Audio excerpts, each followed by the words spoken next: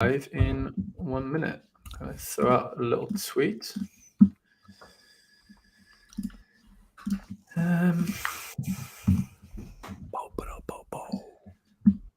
See if we get anyone in nice and early. Just gonna throw out a little tweet.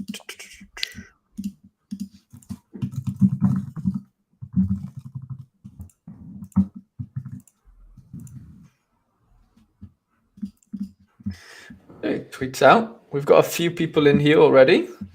So, welcome to the Sorare Strategy Show. Funny how things just get stuck in your head, isn't it? I know. You know, because you listen to it so often. That's cute, Harry. That's cute. Well, to be fair, because we do the Champions League one, I don't necessarily call it. So, like the one on Thursday, I've called that I think it's this. Where are we looking? I'm just trying to find what I call that video. But because the Champions League is in this one, it's very hard for me to fit it all in. But yeah, I would have called Thursday one Sorare lineup strategy show. But because this is a Champions League preview, we're kind of inclined just to call it the Sorare Champions League preview, basically. Yeah. So yeah, game week 311, I believe. That's the one. Yeah, really big week or midweek of football, joined by Quinny as always. How are we? I'm good. Sorry, mate. I don't know why. I thought you were talking to the chat there. I don't know why. But no, mate, I'm great. Thanks very much. It's been a mad weekend, full of topsy-turvy results, performances as well. I watched like a boatload of football. I think I must have caught like a dozen games this weekend or something. And yeah, it's been a really good weekend. I'm not coming out with it. I will hopefully probably just about squeak out with a card or so. But yeah, I'm doing pretty good. I'm looking forward to the midweek and even the weekend thereafter. Yeah, no, busy little schedule we've got now up until the World Cup, really, aren't we? Just midweek weekend situation. So yeah, it's going to be tough but fun in terms of picking teams and trying to weasel out the DMPs where possible. But yeah, we're going to start off with in a minute. We'll start off with our previous game weeks of 210, which was a massive game week. Yeah, how give me one word to sum it up. A roller coaster, I guess. That's probably what it was. Game week 310. It was mad because like Bayern played on the Friday quite early on and hit off in a big way. A lot of those cards, like I'm thinking back into the weekend and thinking about players and teams I watched, and Bayern on the Friday, how amazing Musiala was, kind of got shelved quite quickly across the weekend, especially like by the time we got to Sunday and it was the Manchester derby. It was all about Haaland and Foden and Foden and Haaland. So yeah, I think like it's and so from the kind of elite perspective, there was a lot of like great stuff going on. But then in the Sorare sphere, if you like, it was all sorts of chaos going on with different players not performing in different combinations of, other things that I'm sure people in the chat will be able to testify to. I see Joe Ducey, Fist Bump, and Surface Stair Missile in the live chat. Good to see both of you guys as always. And yeah, for me, it was, the Celtic game was pretty weak, on SO5 terms. I didn't really get a lot of going into the weekend, I tried to optimize my lineups in the sense trying to make sure that I was maximizing some stuff, and it almost kind of saved me in a sense, but I think in the end it's maybe cost me. The Mulgrew DNP, like the unique, was a kick in the balls, especially with Tony Watt coming off the bench and bagging his first goal of the season. That was beautiful. I had Nemeka, known as a DNP, right after same as Mulgrew, right after the game week locked. So I had two like real kick to the balls right quickly after the deadline. And then some guys I didn't gamble on, I should have. And some guys I did gamble on, I shouldn't have, kind of idea is kind of the way the rest of it went. So yeah, a bit of a roller coaster in that respect. I watched a lot of good stuff, but maybe didn't have too much good stuff on the leaderboard for myself. Yeah, well, it was a weird week, wasn't it? It was glimpsed, like you mentioned, with like the Musiala. There was certain performances that like stood out, and you could kind of be like, yeah, you kind of knew that Bayern were probably gonna pump whoever they played, but like I don't know. Well, we saw a few shocks with PSV losing. That was a 3-0 one there. Didn't they lose 3-0 to Camber? So yeah, no, I don't know. Yeah, it was a weird scoring game week because Sporting Lisbon lost their clean sheet in the 92nd minute, and yeah, so that did was early on. another That was team. Friday. Yeah, I don't know. There was a load of weird things that sort of went on where if you managed to sort of weasel out 5 players that weren't those weird sort of scoring, then you were in luck basically. And I don't know, a lot of the big hitters like Vierma and Gakpo, like this is just me speaking from an under 23 perspective. I know Mbappe ended up scoring, but like didn't start. Like there was a load of things when I was like, well, hang on a minute, this could be a really weird week. I mean, Bellingham did well. Like Pedri didn't start. There was just a few like really big hitters that didn't really do it. Barca were Benfica, mince out Pedri. They were like yeah, Kessie, like is. I don't even know why they signed him. I don't think anyone gets it. Like Kessie was mince, man. I don't know. Yeah, it was a weird week. It was disappointing for me. Friday, Saturday. Luckily, I had a bit of luck Sunday, which we might get into. But yeah, I don't know. It was a really weird week, and I was hoping I could have capitalized. That I didn't. I had an AZ DMP in Jens Odegaard, who was ill. Ouch. After the deadline. Yeah, it was just not that it really cost me in the end, but yeah, it was just a very strange week. But Carlson's back, which is good news for whoever owns Carlson, I guess. Do you want to show us your lineups and sort of, just sort of briefly take us through what kind of happened? What cards you've got. Well, one of the kind of optimization decisions that I made for the better was to not play Joe Hart in my best team, because I thought, although we're at home, like I wouldn't say a clean sheet would be far from guaranteed, just with the way the St Mirren game had went, and with us still not having Carter Vickers and co. So I'd slung Hart into this team, which ultimately proved to be a decent decision for me, even though this team didn't actually do anything because of the DNP to the unique and also the midfield not showing up. But great one from Tony. But what that led to was, I thought I was going to be pulling a card out of this. It looks like it just at the very last bit I've been pushed out. But Oblak was probably my best goalkeeper, so he went into my best team. Jens was one of my best defenders. Kyogo scored and was captain. Brais Mendes scored, super rare. And then when Yama was unfortunately, he's the one that's let me down. I should have played somebody like Llorente in here, or I had another option or two. I was even got close to playing super rare Hitate in here at one point and doing something else in this division. But I was just, so some things I did for the best, like almost worked out. If Nemeka played, I don't know if this team would have got anywhere. I don't think it was that close. This team, like as soon as it locked in, I did kind of think, like I'm maybe playing this Snodgrass a bit premature. And it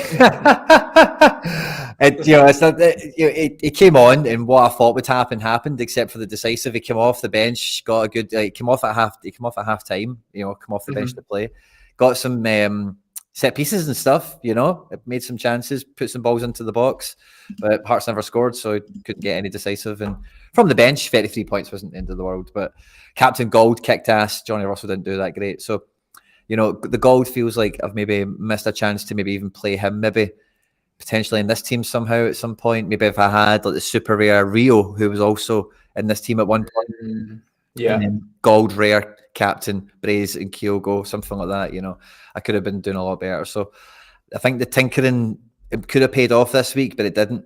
This team should still snatch a card. Magno making his debut for me, number 43 card. Lovely. And honestly, like this game was terrible for like 75 minutes or something.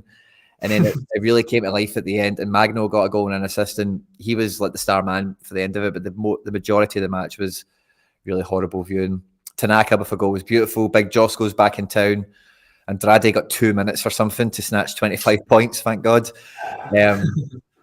And Coronel didn't do that great. But to pull out a tier 3 rare, like I'm right at the back end of the prize pool, I think. I don't mind that at all. What position was it? Sorry. Another gamble, I took James Forrest. He DNP'd. Daiza Maeda started. And then I thought Forrest would have got minutes. Larson DNP'd. That killed a few teams as well, because I had him in each scarcity. But no, I'm finishing 92nd, so I'm actually I'll probably be quite high up that reward pool because there's 176 payouts. So to come 92nd, that's, so maybe a decent tier 3, maybe I can get lucky. And otherwise, yeah, it was just kind of a few bad combinations here and there. The FC Barcelona Foundation team, so this is my kind of community giveaway style kind of thing on my channel, is coming out with a reward this week. Marcelino Nunez dropped to 95. Hadzimetovic didn't turn up this week with 43. Abada came off the bench for 27. And then Captain Rio in defence by a goal was lovely. And Perry, no clean sheet, brought in 60 points, which was cool. Wow, that's good going. So tier 3 limited, and that'll be given away to one of the FC Barcelona foundation members next week or something. So that's cool. So they'll be the 2 cards I should walk out with, along with the ETH from the Gold and the Russell team, because that's so not quite in the cards, unfortunately, but grab an ETH. Take that. I was just thinking then, because we had that discussion, didn't we, about Furuhashi or Hatate in terms of like who you were going to captain for that All-Star Super team, or did you put it in Challenger? Yeah, All-Star Super. And yeah, I guess you were right in the end in terms of, Hatate did score, or outscore Furuhashi, I guess. Yeah. Not by much, but by enough, I guess. Yeah, not by much. But then if that crappy own goal doesn't go in, then that's an extra 12 points for Hatate or whatever it is. What does he get for the minus again? 4 points, 14 points on top, so it's 81 he'd have finished on without that stupid OG. Big. And that OG that killed the Celtic clean sheet, I don't know if you've seen that, but that was an absolute calamity as well. Like, Juranovic went to shoulder the ball back to Joe Hart, but they totally miscommunicated and misjudged it, and he basically just shouldered the ball into the net from like 18 yards out. If you know what I mean. It was just a mad fucking stupid thing that happened. And Jesus. 81 would have been tasty. So yeah, but McGregor got a red card, which was brutal as well, because he was on 17 AA before the red card. The red card was in like the 88th minute or something, so it wouldn't have been that different, but he would have finished on 52, 53 points, something like that. Plus a unique bonus, maybe I could have got away with that if those other things. But again, my goalkeeper got pumped because he did 3 goals, which was a kick in the balls, which I didn't see happening in that fixture. They've always played him there. So I can't really beat myself up about that. Viviano's playing the now. He just kicked off 5 minutes ago, so we'll see how he scores. But this team that I put the Rio forward in, unfortunately, Haidara didn't start. That was a kind of a gamble on this team's part. It didn't pay off. And Greg Taylor didn't do great. Elena didn't do great. Hatate scored 74 points for the forward card. The defender card, what did we say? It got 67 or something? 67, yeah. The forward card got 74. Good going, that is. So very good going. People ask about the defender and the forward cards, the clean sheet, or it depends how the game goes, but you can see the forward cards is still a good option. Some people shat on it for a while, but it was the better Hatate card to have this week. Yeah, 100%. Okay, so it's a tier 3 fest basically in terms of prizes. Yeah, for me, 100%. Better than a kick in the teeth, isn't it? I'm pretty similar, to be honest. Let me see if I can get my little situation. Yeah, I've just missed out on ETH, which is really annoying. Dalot conceding 6 goals didn't help. Ouch. Carlson scored, to be fair. I probably got my captain wrong here. Hindsight's a wonderful thing. Ferreira with a good AA score, but just 1-0. 1-0. I knew this was a weird game. This is why Ferreira didn't go into any of my better teams. I didn't play it legit because I just thought this game felt dodgy as hell. Like there was nothing in it. I had a weird feeling about it, and then like I said, nice to see Jesper. Utkin 9.7 AA against Zenit, conceding 3 goals. That's again why he's in the All-Star Rare team. Just can't afford to play him anywhere else. And then Dalot as well, similar reason. So yeah, really annoying that I didn't scrape ETH there. Specialist Super Rare. I have a look at this for an AA. 32 AA from Gaten Cook. Wow. He conceded late as well for that 3rd goal. So he was on like a 60 at one point. Wow. Before that went in, obviously the minus or negative decisive killed him. But yeah, 8 saves, 5 from inside the box, 1 good claim, 2 punches, dive and save, and a keeper sweeper. So he actually outscored my Tani, which looks to have cost me a tier 2 super rare. that decision. Seki Kawa with a decent enough score. Like, yeah, didn't really expect much, but I don't know. Antler's just not winning games. It's just weird right now. Yeah. Arakai came off the bench. For Sharon with a good AA score, to be fair, and a 1-0 loss. And then Kutku came off the bench as well. But yeah, just nowhere near enough. Here, Lafont concedes for Fafana. Had a better score at 1 point, but lost a few points towards the end. Enzo with a really average game. Well, Benfica were very average, I guess, away from home. Pedri off the bench. And Mika had a decent AA. At 1 point, he was a bit better than this. I think he had, 2 interceptions, which helped. Obviously, forwards now get interceptions. And then, under 23 Red Pro, Costa conceding 1 goal, but just killed his score. What was he doing? Possession loss was mainly the contributor to that. And then, Timber with a decent Timber score, even though they conceded late. Cuesta with a very poor score, I guess. Florentina Luis came off 70th, 10.9. Odegaard DMP. But then this was the saving grace. Late yesterday, I had a Zaidu Youssef goal and then a Varela assist, which is just unheard of. Varela doesn't get assists, which is just sort of got me out of the shit big time. Badia Shield with a nice score, considering he got brought off 66th minute. Nice. Yeah, Tani conceded 90th. Oh. And then, or maybe just before. Yeah, and then Shonen actually scored like 90-something minute as well. And then Zion Fleming, I've seen the chance. He's tried to, the ball's been fired in across the 6-yard box. And he's, instead of going to header it, he's kind of tried to overhead kick it. And it just blazed over the bar to go 2-2. So that was frustrating. But like I said, if I would have played Gaten Cook over Tani, I would have just scraped into the tier 2s. I know it still hasn't finished yet, but I'm only 3 points away from a tier 2. So a little bit annoying, but more than happy to take away a prize in what was a weird week. Great result for that unique this week, man. That's fantastic to see. I know, I'm so happy. Well, Boavista they played Boavista, but Famalicão just sacked their manager. I'm not sure if I mentioned it on Thursday. So they were going into that game with a new manager, and 4-0 on his first game against, I think Boavista were 5th in the league and Famalicão were like 18th. It shouldn't have really happened. I actually watched majority of the second half, and it was a good watch, to be fair. They were sitting back because they were 3-0 up until the 80th minute and scored another goal late on. But for Zaidu to score, I just couldn't believe it, to be honest. That's his second goal now, and I'm just happy to be able to capitalize on it, like you said. Underdog, we got Nico playing in an hour and 40. Sforza with another really good score as my tier 3 reward a little while ago. Nice. And Vitesse off the bench, I knew he weren't going to start. And Bayer DMP'd. I don't know. I thought Charlie Taylor was still injured. And I actually went to watch the Cardiff game on Saturday. I was going to vlog it and stuff, but I was like, you know what? The guy that I've gone to watch isn't even playing. Like, this is just not as fun. Like, you know what I'm saying? It just didn't make sense for me. And I enjoyed the game. It was a fun game. Howard Bellis was playing. I thought he was good. I don't think I wasn't wowed by him, but he was very good. Muric was dodgy, I gotta be honest. Oh really? Yeah, like coming for weird crosses and like tipping them for court. Like just I don't know, just his decision making seemed a little bit off. I know it was the first game back from international and stuff, like it's a bit shaky, having to travel, like I get it. But I don't know, there was something off there. He didn't fill me with confidence, put it that way. He didn't have that many shots to save either. And then Cardiff scored really late on, 89th minute header.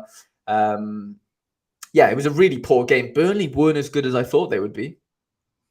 Interesting. And Cardiff aren't up to much either. What about Harvard Bellis? What was he giving it? He was okay. First half, he was they had a lot of possession, Burnley, first half, so he was getting involved in passes and stuff. He didn't really have to do much defensively, to be honest, and you can obviously see that by his score. Didn't really have many duels to sort of contest with. And then second half, Cardiff did really pile on the pressure. And Burnley had no possession, so we weren't making any passing points. And to be honest, he weren't really getting involved in any duels. It was weird. Like, he was just, none of the Burnley defense were really getting involved in much. It was weird that the left back got the assist. Is it Matson? Sounds like from Chelsea youngster. And is it, what's his, Teller the winger? Cool. Nathan Teller or something. He scored a few goals this year for Burnley, but he got the goal. I don't know. I just weren't that impressed with Burnley. I thought they were a lot better than sort of what they were. But yeah, no, Howard Bellis, you can, like, for a player's age, like, he's playing with much, like, I'm not comparing him to Bellingham, but like in terms of like how young they are and just how just confident and just sort of commanding, and like even Jordan Bayer's only 22 himself, and they actually played against each other, England versus Germany midweek under 21s, and Germany won, and they both started. But yeah, Bayer even said just in an interview with Burnley, he basically said, like, I can't believe how young Howard Bellis is. Like, he doesn't play like he's a 20-year-old kid, you know. So yeah, that was pretty interesting. But yeah, happy to sort of leave the game week with a tier 3 super rare of some sort, hopefully. Should we get into some game week 211 stuff? Yeah, let's go for it, man. Champions League, Europa League, Conference League, all the fun stuff. Again. Yeah. I'm tempted this time to maybe take a note of the really good predictions that we've got so rare advantages on, that maybe go against these bookmaker probabilities that we see, you know. Yeah. Because we're good at that. I think we've been quite good at that to this point, Harry. I think we're on good. I'd say we have a decent grasp of how things might play out, but it's always tough. It's all a guessing game. But yeah, first game then, Marseille Sporting. Have we had the first leg of this, or have we not had this at all? No, nobody's played MD yet. Okay. In that sense. Okay. Odds are pretty even. They've got Marseille as favourites, which I can see. I can get that. Sporting away from home. I watched Marseille at the weekend, and they're frightening how good they are now. Like, they're so see that Jonathan Klaus, like, he's unbelievable, isn't he? If you need somebody that he ticks the boxes for in terms of the position and what utility you can get from them, buy him. He's very good, very, like, everything was quality, man. He was good at Lens last year, wasn't he? He had a really good breakout year for them. I think he even played for France last year. He's 29. Would you believe? I know he's getting on a little bit. I thought he was like 26 or 24. You know, I knew he was 23, but when I went and looked at him when I was watching the game, I'm like, he's fucking 29. Wow. How the fuck's this guy been his whole life? I know, he's been around, hasn't he? To be fair to him. I like that. I mean, I don't rate Nuno Tavares, but I like this back four, as in Chanson Bemba, Gigot, Bailey, and Klaus. I like that as a four. I don't know if I mean, that Nuno's done good for them, don't get me wrong. I don't like him as a player, but it's a good team. Gerson's unbelievable.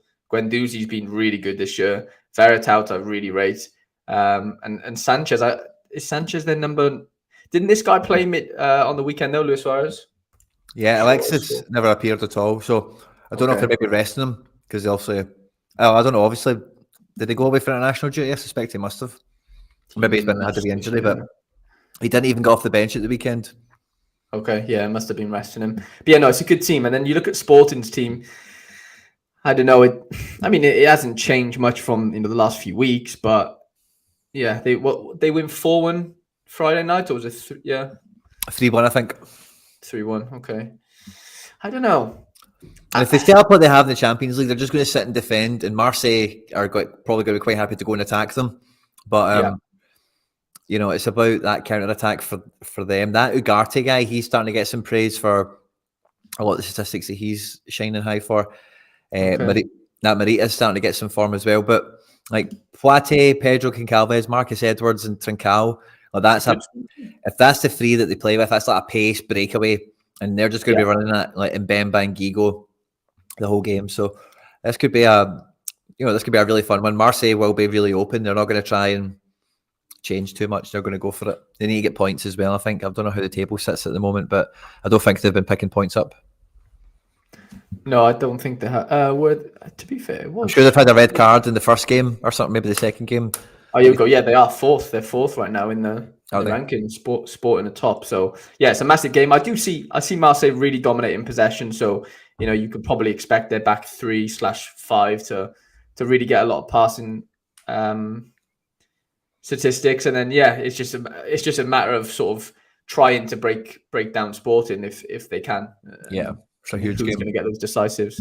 I think it'll be a good game. I think it'll be relatively high score. I can definitely see Marseille scoring 2+, I would say. I don't know about Sporting though. If they can counter-attack effectively, like you said, then we could possibly see like a 2-1, 3-1, 3-2. I think there's goals in this, honestly.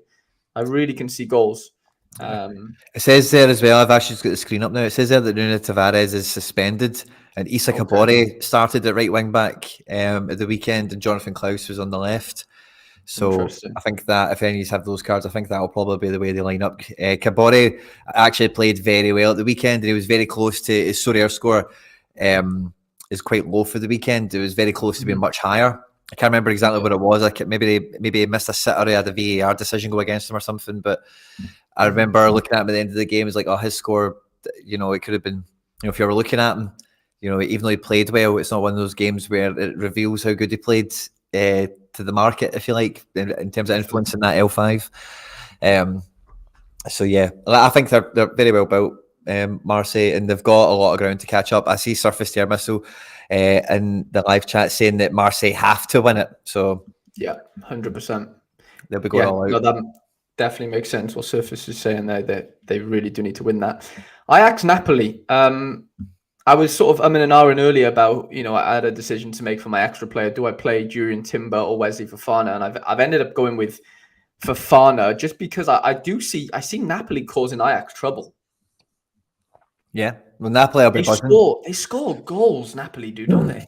That Zambo and Guisu guy is one of the most impressive guys I've seen this year. Like, he's been frightening. Like, I watched both the Napoli Champions League games this year, and I think I've maybe seen one game in the league, but every time I've watched him, that Zambo guy has been amazing. Like, amazing. I remember when, it was at Fulham, somebody in the Premier League signed him for. Didn't he play for Fulham? Yeah. It was Fulham or fucking QPR or somebody like that. Spent 20 million on him and he never ever played. And so it's mad seeing him playing, and it's mad seeing him being actually quality at this level.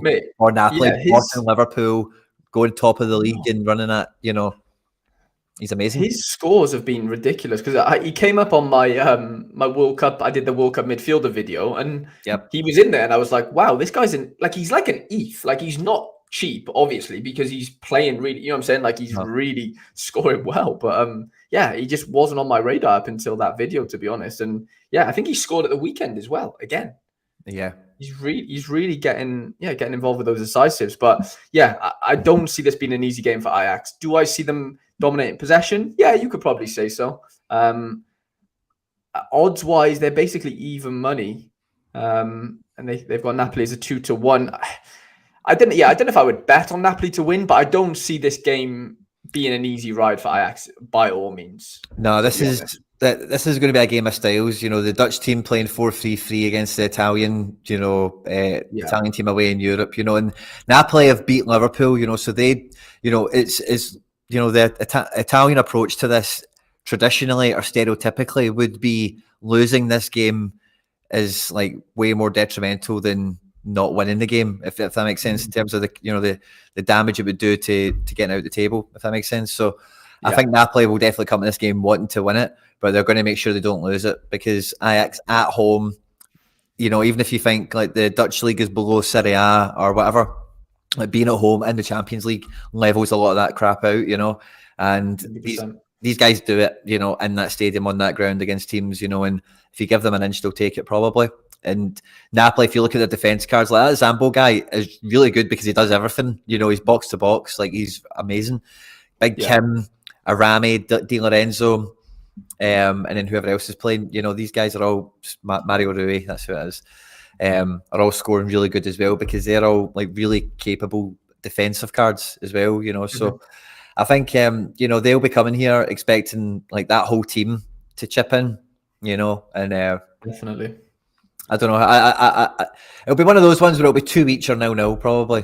I think it's either got it all or it's going to be nothing.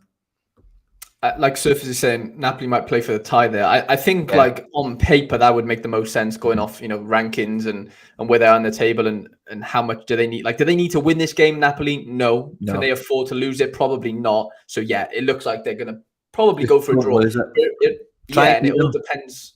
Try and beat them, but I think it all depends on how well can they counter attack, basically, and that's basically the look at that front four there, Lozano, Zielinski, Cravadonna, Raspadori. All these guys want to make a name for themselves in the Champions League, so they're going to want to score goals and dribble, and they're going to want to do it. But as I say, in terms of like, so I definitely think they definitely will try and win the game. But I think kind of the kind of main sentiment here definitely is like Napoli do not want to leave Holland with no points. Yeah.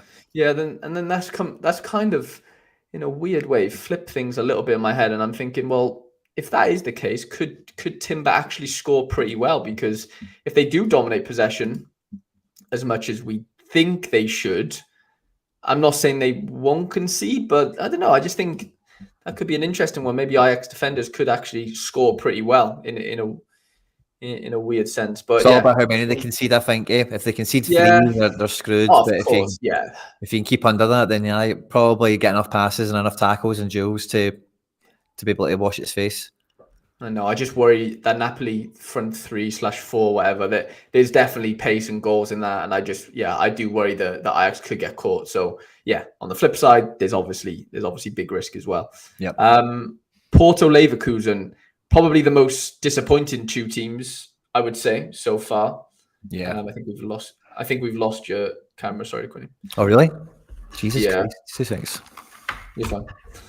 I'll just. Then you plug the battery in. You're fine.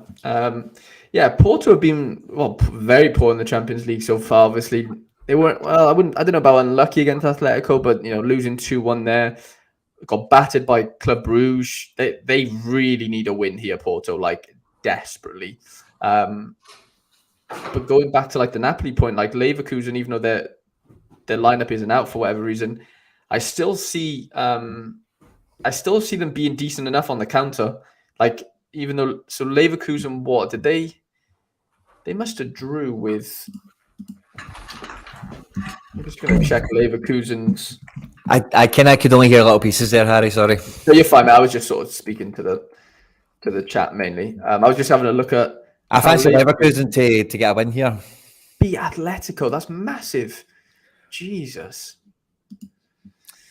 Yeah, Porto under massive pressure, man. Like they could easily lose this, and they're obviously out at that point. I don't know. See the bits and pieces I've seen of Porto in the Champions League. I don't think they've got it in them. Like, I think they're. No, they might not. They really might not. I'm just going to turn my light on a minute. Yeah, sure. Yeah, I think this is like, I've only got Frimpong, but I think anyone, if you've got like Schicks or you've got Asmunds and Diabys and Frimpongs and Tapsobas, these types of cards, I think it's a great week. If the good thing about Leverkusen is their best team's pretty predictable now. Like the midfield is Demirbe and Andrik, and Hudson-Odoi unfortunately has not got a card, but he plays, and then Frimpong's been further up, and Diaby on the left with Big Schick, and then Hozic, the other wee guy, has been involved. But Torino defenders got abused against Napoli this weekend. Very interesting observations from surface. I love that. But yeah, so I think this is all Leverkusen this game, to be honest with you. That's when I was looking. That wouldn't surprise me, mate. Wouldn't surprise me. But like, I watched Porto near enough every sort of league game. I know you can't compare league to Champions League, but like, they have good players. Like, they do. This Steven Esposito guy. He plays for Canada. I don't know if you knew, but he came in. Yeah, he came into my World Cup thing as well, and I think he got a goal and assist last game, like league game. He's really, really good. He was injured for a lot of last season, and obviously having Vitinha and Vieira and stuff kind of made him nil and void. But I was really impressed watching him. Otavio's back from injury. Pepe, they've got some really good players, but like you said, Leverkusen, they've just beaten Atletico Madrid. Like, they're going to be really high on confidence, Champions League wise, and I'm not sure about league. This is a weird one.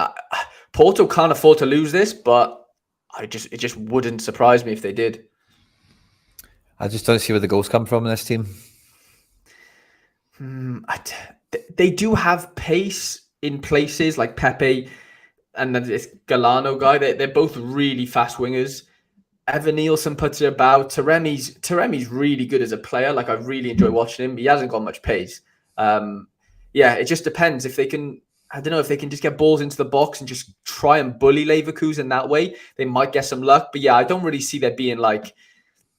I don't know, that I just don't see them really breaking many lines and sort of getting in behind Leverkusen, because Tapsoba's not slow. Like, they've got some fast defenders. Jonathan Tah, they're big guys. Like, it'd be tough to sort of bully to really get around them, I think. So I don't know. It'd be an interesting game. I wouldn't like to call this game, if I'm honest. If I'm a bookie, I haven't got a Scooby, to be completely honest.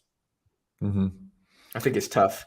No, I don't. I think this is the sort of game where, and bearing in mind, right, I've seen Leverkusen play in Europe recently. You know, they came to Celtic Park last year in the Euro, and I'm like, see, for me, players like Diaby and Schick and whatever, this is a game where they show up and people go, oh, they are really good, you know, because they'll score a goal or two or they'll do something, they'll win the game for Leverkusen.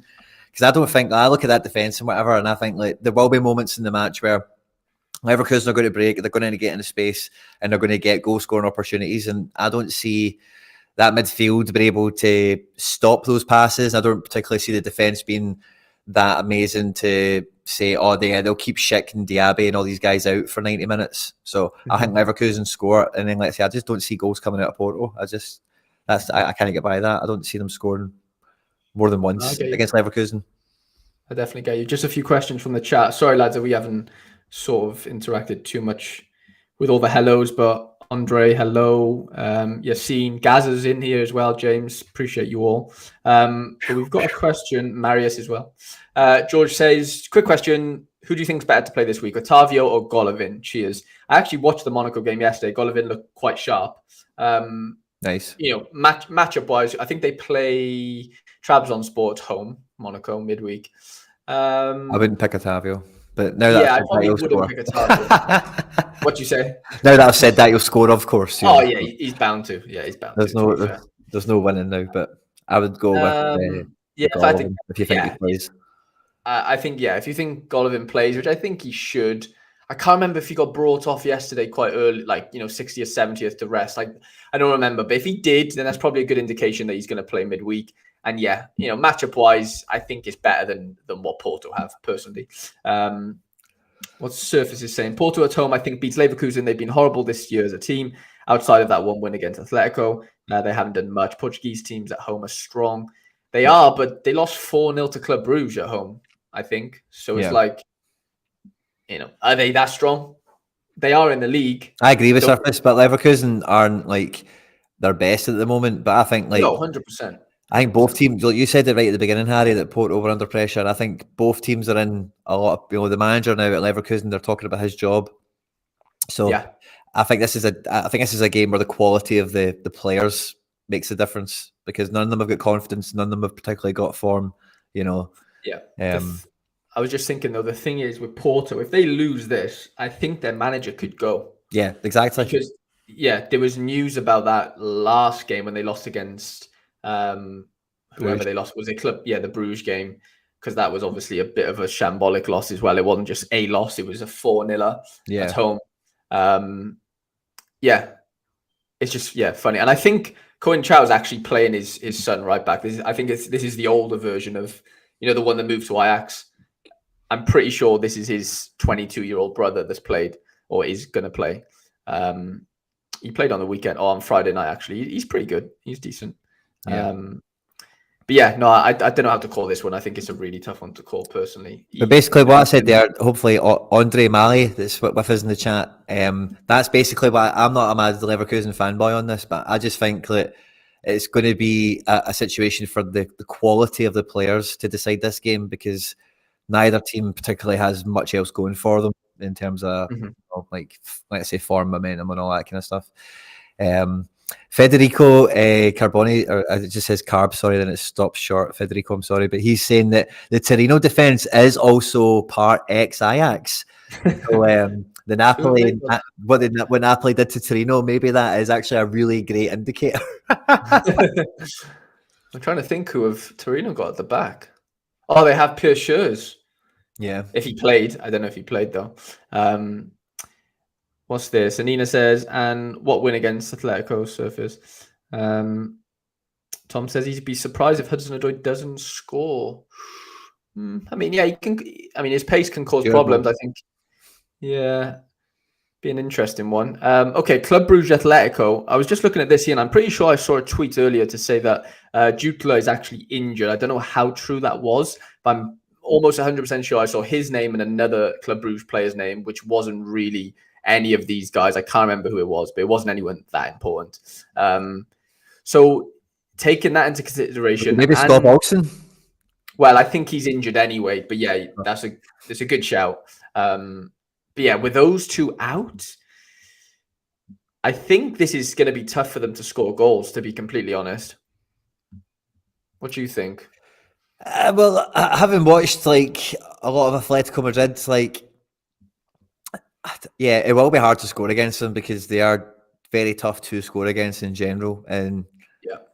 I don't know. They reckon Cunha's going to start and Sorare again. They reckon that. That's interesting. Maybe I'll play my Cunha somewhere. But yeah, I think it will be tough for Bruges. But again, they've got such a great standing in the group now with that win away to Porto. They're at home, and like, you know, their team, although not at full strength, isn't totally different. So any plan they were going to come into this game with probably doesn't change very much, you know. So because that's the thing about Bruges' benches, like they do have a lot of forwards to call upon, you know. Like I know Jutkla's the man of the moment and all that, but you know they spent a lot of money on like Yaremchuk and Kyle Larin, and they've still got Noah Lang, and they've got a lot of forwards. So like, although he's missing, I don't think they're going to be without weaponry. No, maybe not, but just less than they normally do. I would probably, you'd have to say so, I guess. Yeah, I don't know. Yeah, do I see Atletico scoring more than 2? Probably not. They're not really renowned for doing so, especially away from home, I guess. Yeah, this is a weird one to call. Obviously, bookies got Atletico as good enough favourites, even money almost. I guess it's fair enough-ish, but then you just can't write off this Bruges team. I'm just looking now. They got 6 points. If they get one more point, they're basically qualified, right? Almost. As good as. So, like, they could shut up shop big time. A draw could definitely happen. You know, I don't think Atletico Madrid don't mind that at all too much. An easy night. No, go home. Nobody's hurt. Nobody's booked. Nobody's booked. Okay, into Barcelona. Barca obviously heavy favourites here. Do you see that as being fair? Because I don't think Inter have been that good this year, have they? What did I see of Inter? I seen Inter versus Roma, and yeah, they were quite lackluster. The wee boy that's not got a picture, he stood out. I don't know if he stood out just because I'd never heard of him before, but he got a lot of touches to the ball. That Aslani, he looked okay. Barella got a lovely assist at the weekend.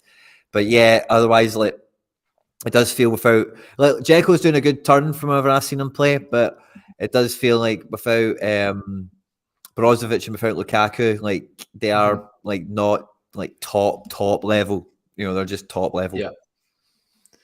Yeah, what's wrong with Brozovic? I guess. Oh no, he's definitely injured because again, I know I've referenced it like 3 times, but yeah, that World Cup video, he's definitely injured on like Sorare data and stuff. I think it was a muscle injury if I can remember right.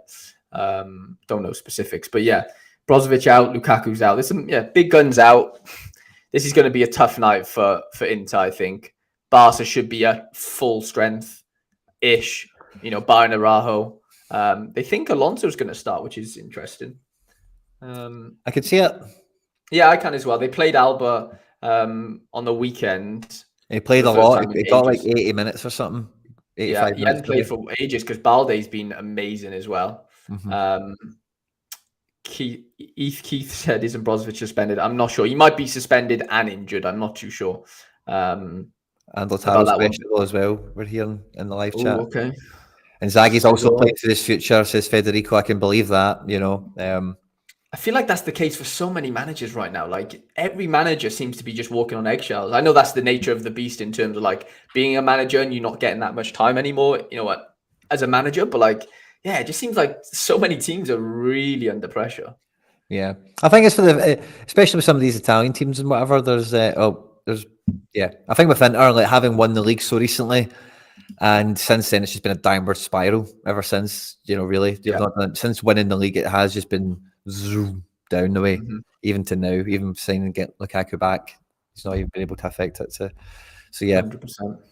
I'm just looking at, I guess when I said full strength, I probably forgot about Frankie de Jong, but then he probably doesn't even start, to be honest, really, if we're being brutally honest about it. Like Busquets is always going to start, and I think Pedri and Gavi have shown that they need to sort of be on that field at whatever, you know, sort of at cost of anyone else, basically. So I don't even think De Jong actually starts in that three personally right now. Agreed. He might, but I don't think right now he deserves to. And then to be fair, Rajo and Koundé obviously are big misses. I don't know what they'll do here. I think because Balde played right back on the weekend. Yep. Obviously left-footed though. Do I see them trusting Sergio Roberto? I don't know if I see that, to be honest.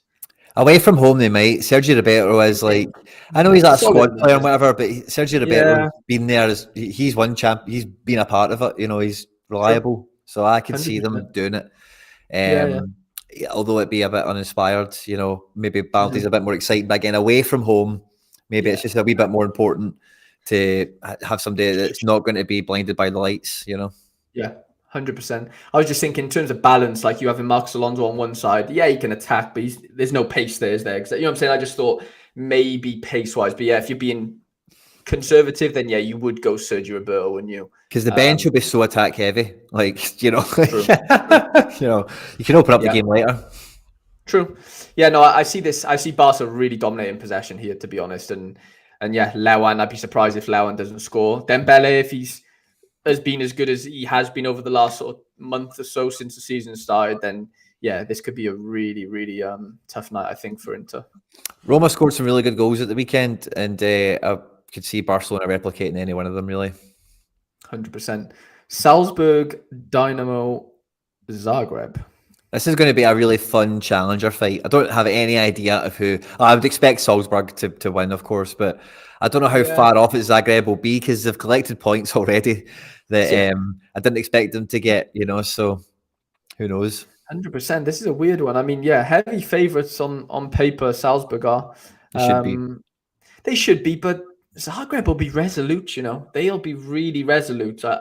Like we saw how good they are against Chelsea in terms of just being hard to beat and sort of taking their chances where possible with Orsic and Petrovic and whoever plays up front. Like, I don't know. I don't think this won't be easy for Salzburg. And we saw on the weekend, Salzburg struggled against, I think it was Lask, wasn't it? We mentioned in our preview, we said, how is that going to go? They were 1-0 down for the whole game. Like, it was a hard game I don't know how well we predicted that. I knew it'd be like not as easy as we probably thought. I would say it's not going to be Salzburg running away with it, hopefully. 100%. If there was going to be a game that would be troublesome, this is potentially one of them. Definitely. And I don't know. I don't see this being a walk in the park for Salzburg, if I'm being honest. But I don't know. Sesko's on fire right now, coming back from that international goal. I don't know if you guys have seen it. Scored an absolute worldie of a volley last midweek. I mean, Salzburg have the players to do it, but I just don't know if they're going to, is basically the best way for me to describe that. I don't know. It's a tough game. Really tough game, that one. Yeah. If I had cards, I'd probably play them because there's probably the goals in it. Probably like 3-2 or 4-1 or something, 100%. Okay, Sevilla, Dortmund. Dortmund's lineups are not out, which is a bit annoying. Oh, it's because of the German thing, isn't it? Isn't it something to do with German teams or something on Play Sharper? I can't remember the reason. You need to pay for it or something, probably.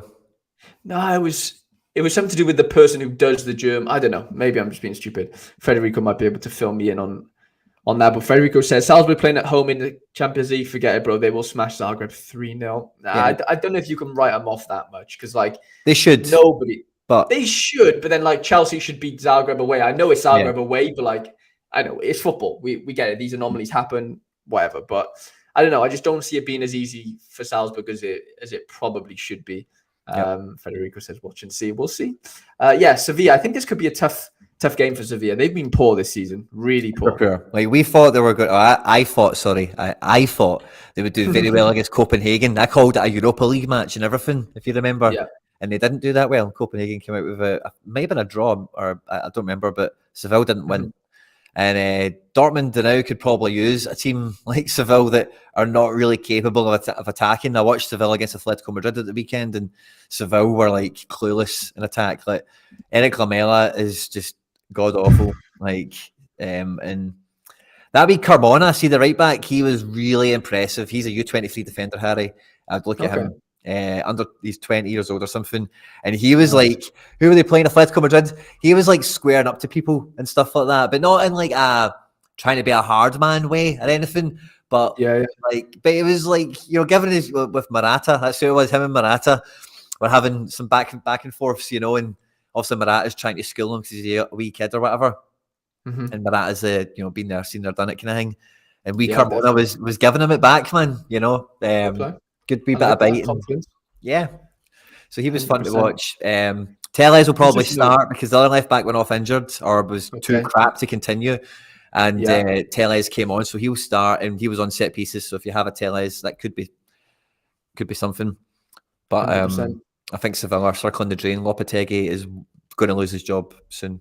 It feels like there's just no pace. I just look at this team and go, "There's not an ounce of pace in this team." Yeah, I don't see one player on that field. I'm not sure about Carmona, like you mentioned. I know Tellez can't run. Papu Gomez can't run. Isco can't run. Lamela can't run. Al Nazeri might have been able to run, but he's had so many injuries. I don't really know.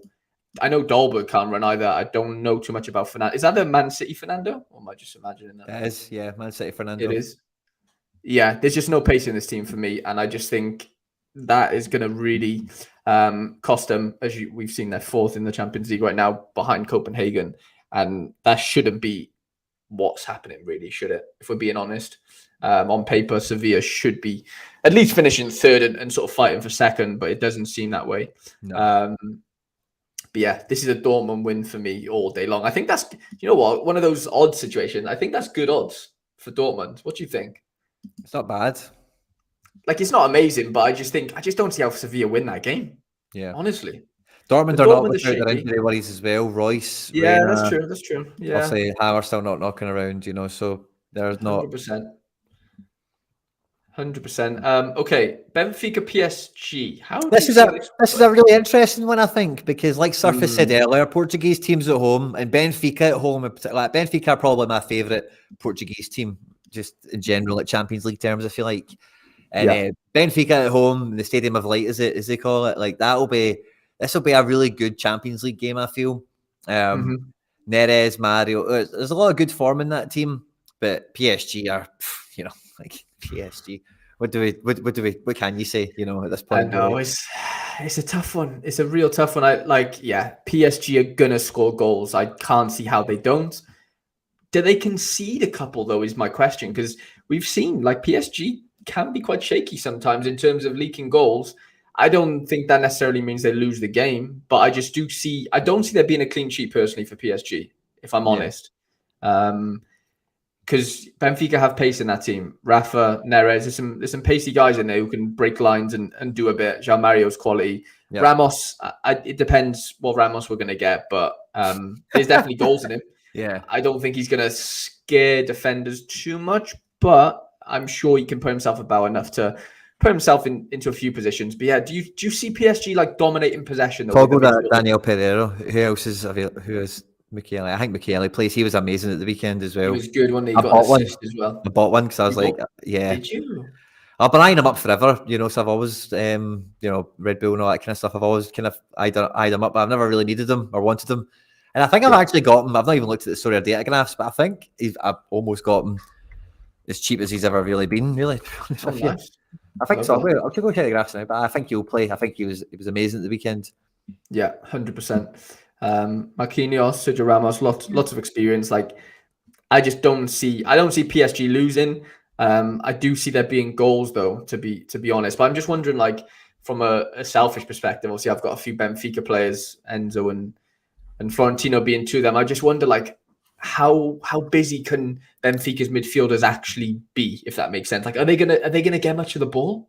Interceptions, duels. But what you need to think is right. They're going to be chasing Messi and Neymar and whatever, right? Fair enough. But they're also going to be chasing Verratti and some of these guys. And 100%. And when the ball, because what Benfica are going to do is get tight and narrow, and they're going to make pressure, isn't it? Yeah, and they're going to make PSG go round them or try and do magic to get through them. And that then opens up these midfielders to get an interception, to win a tackle, to win possession or whatever.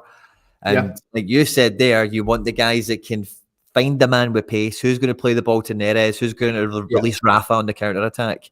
That can happen. Yeah. Yeah, and if that happens enough without a decisive, you get some AA built up, and then a bit of luck, and you're flying. 100%, I agree with that massively. I was also speaking to my little Benfica Connect last week actually, and he sort of made the point of like they might go and trial a 4-3-3 instead. So they might bring Arnaus in, or however you say his name. Yep. Bring him in as a 3 with Enzo and Florentino and drop Jean Mario. So go with like a flatter 3. Sure. Enzo a little bit more forward. Arnaus and Luis is like the pivot. Sure. It's a similar formation, 4-3-3, 4-2-3-1, but Enzo instead of. But there is details. Basically, there's nuance. Yeah, having Rafa Neres on the wings, obviously pace. Mario comes in off the left sometimes. I don't know. I don't know who exactly would be dropped if that's the case, but I know that that's been spoken about. That sort of midfield 3 rather than like a 2 is what they kind of play now. Just to try and compete with, because they, like you said, trying to defend against Messi. Like Messi's not a number 9. He's basically a centre midfielder at this point in his career. Having him, Vitinha, Verratti to look after. Don't get me wrong, like physically they're not there, but it doesn't matter. They're so good with the ball, like it's just almost impossible to get the ball off them. So you're chasing shadows for the majority of the game, if we're being honest about it. The last thing I'd say on Benfica is one major jeopardy you've got in this match is a big part of the points that especially Neymar and a few of these players earn is by being fouled, and subsequently if you are fouling a lot you will be hemorrhaging points throughout the game, never mind if you get booked or not, so maybe guys like Otamendi, maybe a bit jailbait, or Luis, maybe Luis, potentially whoever is going to be the one that will just bite on the ankle just to stop the play happening.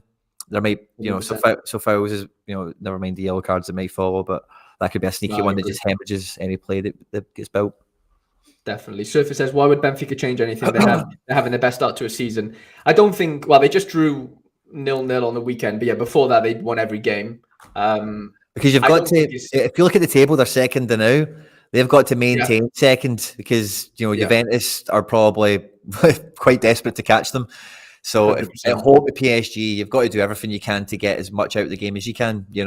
Definitely. But then I also think to that point, like why would they change this? Because they're playing against the best front 3. Arguably, like you have to change things. It doesn't matter how many games you've won.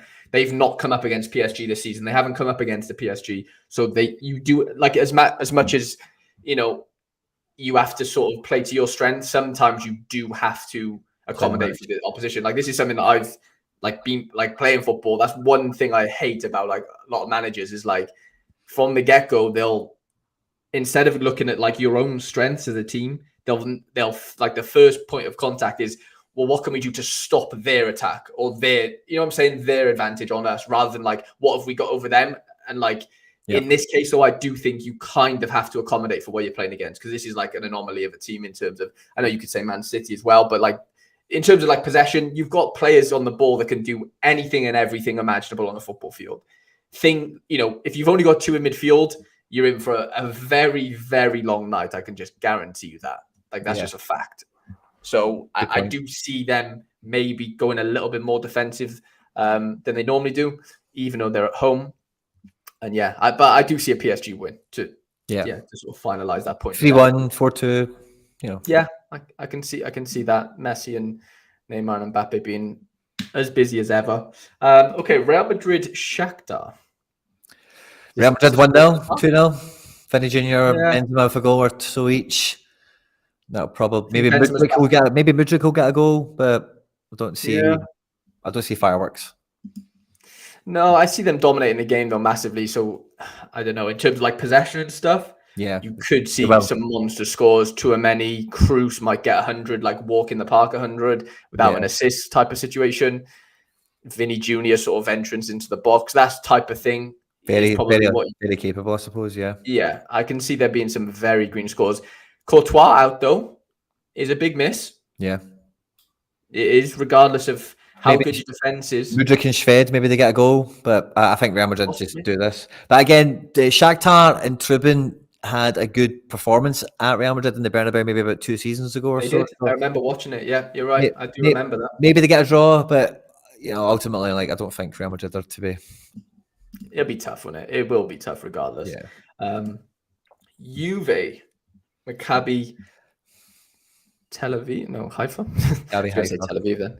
Maccabi Haifa at home, massive favourites, obviously. But I don't know if Georgie's not in the chat tonight, but I don't know. Normally he gives us a nice little. It was much closer to being right on the PSG Maccabi game than we were, certainly. I think he nailed the score. I think he said 3-1 or something, and we said 6-1 or something. We let it run away, didn't we? But Juve should win this comfortably. Yeah. Juve should win this. They had a good win on the weekend. I think Vlahovic scored a couple, 1 or 2, got an assist. Kostic got another assist. Like, I don't know. It seems like it's clicking a little bit more slowly, but they're gradually getting there. And yeah, this would be a nice little exercise. And like we mentioned with the table situation, they need to win this game. Simple as you have to beat Maccabi. It's just there's no if, buts, or maybes. And I guess do they play them next week as well? So like that could be a 6-pointer for them, right? It's massive, especially if Benfica end up losing twice. That completely changes the dynamic of that group on their head. Chelsea AC Milan. This is a really interesting one. Obviously, no Chelsea lineups, which is annoying. I've just noticed as well, no Celtic in that list. Still on Play Sharper. Yeah, why is that? That's so weird, isn't it? Yeah. No Celtic. Very strange. How do you see this going? Chelsea obviously won on the weekend, albeit they've won the goal. AC Milan are missing like 5 people for this game. Like Salamakers, somebody. They're missing a lot of people. Is it all these here? Theo Hernandez is out. Rebic, Origi, Junior, Kjaer, Mignan. That Tatarasanu, he's not registered for Champions League. He won't be playing. Okay. So it's like the other goalkeeper. It's not Mignan. It's not Tatarasanu. It's okay. So whoever's picked that lineup doesn't know their onions. Sano Tatarasanu isn't in the squad. He's not eligible. Wow. Okay. From what I read, anyway. What I read might be incorrect, actually. So I better not go shouting my mouth off too loud before I. Do you see this being an easy-ish game for Chelsea? I think it's became easier. I think Mignan and Theo Hernandez are huge parts of massive what makes this team. Yeah, Mignan's the best keeper in the world for me. I think, really, he's quality. I really like him. He's phenomenal. Theo Hernandez is a weapon like no other. But I watched AC Milan against Empoli, and for 90 minutes that was brutal. It was 0-0 or something, and it ended up finishing like 3-1. Was it? I was mental at the end, man. And Rafa, the point of me bringing that up is Rafa Leao big time stood up to win that game for the team. So he's capable of doing that. He's in good form to do that, And I know it's Empoli, not Chelsea, right? But they went down to 10 men, I'm sure, as well. And his second goal was disgusting. Like he just flicked the ball over the keeper. Like it was. Jesus. So I feel that more and more Leao is fulfilling his potential. And like anyone who's been listening to Leao stuff on, if you've got him on your timeline or whatever, he's been getting linked to Man City now for about 2 or 3 months, quite quietly by people. And like these performances along with that, like it kind of all goes in the one direction. It does feel like, like this guy's definitely ticking the boxes and starting to do the right things on the pitch. And I think 100%. Even with the defensive stuff to one side, Leao is probably the most dangerous player in the game. Yeah, by a mile. By an absolute mile. I don't see anyone else really. Like CDK is a good player, Brahim Diaz on his day, but hot and cold. Leao has been, like you said, he's been phenomenal over the last sort of season and the start of this season, I guess. So, yeah, he's probably the only thing I would worry about as a Chelsea player, honestly. But it's a big worry because he's a handful. I don't see many defenders being able to really cope with his pace and his physicality. He's just too big and strong. Like he's so direct with that ball. It's really hard to sort of just knock him off balance or anything. It's no Celtic. Yeah, no Celtic's weird, isn't it? Yeah. We'll do our own little Celtic. What's this? Man City, Copenhagen? It's Man City, yeah. I mean, good luck. 8-0. Basically, good luck. Haaland is going to want 2 hat-tricks. Maybe Foden gets a hat-trick. Maybe De Bruyne gets a goal. Maybe Bernardo Silva gets a goal. We could get hat-tricks in this game, Quinny, to be fair. and that ain't even a stretch, I don't think, after how Man City are playing. Just stick us up. Stick us up top. No, mate. We both bag hat-tricks. Cart 97 reckons Reece James will pocket Leao. That's what I was going to say before you moved away from it, but Reece James will definitely give him a good fight, eh? You'll give him a game, but Leao's like a foot taller than him. I don't know. I think it could be a tough day at the office. I'm not discrediting Reece James. I think he's a great defender and he's quick and he's strong, but I don't know. He's a different type of different animal to sort of have to play against there. which is we'll sort of see how that sort of plans out. I'm just having a look at these things in the chat. Why are these coming up? It comes on me as well sometimes. Yeah, because sometimes they get rid of streams for that. Do they? Okay, so they do sometimes. Yeah, it's weird. Champions League out the way. Should we scan through Europa League? Celtic. Oh, yeah, sorry. Get Celtic against Leipzig away in Leipzig. I said to you, Harry, before we came on, it could be 5 each. It's one of those games. I think neither team will change the way they play. They've got some big weapons in Kunku, Werner, Soboslai. Seem like they're getting form over the last couple of matches. Definitely. And, but again, Celtic, I think it'll be very much the same team that played at the weekend again. Maybe if any of the defenders come back from injury, they'll play as well. But I think we'll play the way we're going to play, and they're going to play the same way, and we're both going to be open to counter-attack, and it's just going to be attack one way, then attack the other way for 90 minutes, and it's just going to be who can score the most goals. That's how I see the night going for Celtic. So I'm very confident in playing all my Celtic attack players, because I don't mind for them how many goals get conceded as long as they get a decisive or so each, Yeah. But I definitely do not want to play any defenders from that game for any team. Do you want to give us a predicted Celtic lineup just in case? Okay. Well, it'd be basically the same team that played Motherwell. So it would be Joe Hart in goals, Juranovic at right back, centre back. I think there's some whispers and rumours that maybe Carter Vickers comes in, maybe Starfelt gets rushed back, maybe Abelgard comes in. But I think it ultimately probably is the most likely outcome is it's going to be Welsh and Jens again at this point, unless something that's came out in the last couple of hours I've not caught, or something that comes out tomorrow, obviously. Yeah. And then Greg Taylor left back, midfield three of Callum McGregor, Rio, Hatate, and Matt O'Reilly, and then a front three of Dyson, Kyogo, and Jota. Okay. Yeah, that makes sense. That's what I see. The mega press will be on from us and from them, and it's just going to be chaos, man. It's going to be great to watch as a neutral, I think. Yeah. Very, very electric game, I think we'll see, and hopefully the scores reflect there. Just seeing there, Federico says Gravenberch is most likely to play for Kimmich if anybody is interested. I did actually see that. Why didn't Bayern come up either? Did Bayern come up here, or am I just being stupid? I didn't see Bayern. Yeah, they didn't, did they? Who are Bayern playing then? Who are Bayern playing? They must be playing someone rubbish. If they're dropping. Victoria Pilsen, yeah. That's weird why they're not on there either. Yeah, so who will be playing, like Gravenberch? Maybe Goretzka plays? I think they said, pivot of Gravenberch and Goretzka was the... I saw a tweet, actually. Yeah, I'm pretty sure I saw that. Andy, Andy's in here. Andy, what's going on, man? I think, two of them... Didn't Muller come down with COVID? That's it, yeah. Kurt says Muller and... Yeah, okay. Muller and Kimmich. So it's not resting then with Kimmich. I thought it would be resting, but no, it's not. Gravenberch and Goretzka then as the two. Nice. Andy said he's always lurking. Of course, Andy's always lurking. Of course he is. Okay, Champions League out the way. Little Europa League flutter. Do we go in depth on any of them, Quinny, if they jump out, or... we just look for any big one-sided ones where we're worried about the game week, maybe getting crashed on it. I'll have a little quick scan first, and then we can go back through in terms of if anything pops out at you. I'm not loving anything personally. I think the PSV game, though, I know they just come back from come out of a 3-0 home loss. They're going to want to really put that right. I know it's a different competition, of course, but I see there being goals in this game. Bookies really favor them, even though they're away as well. This could be one to worry about for challengers and under 23s and what have you. I do think there's going to be some big scores here. Yeah. If I had to guess. I tell you, he's been doing well, though. Jared Brathwaite. Yeah, he's been starting a lot of games for them.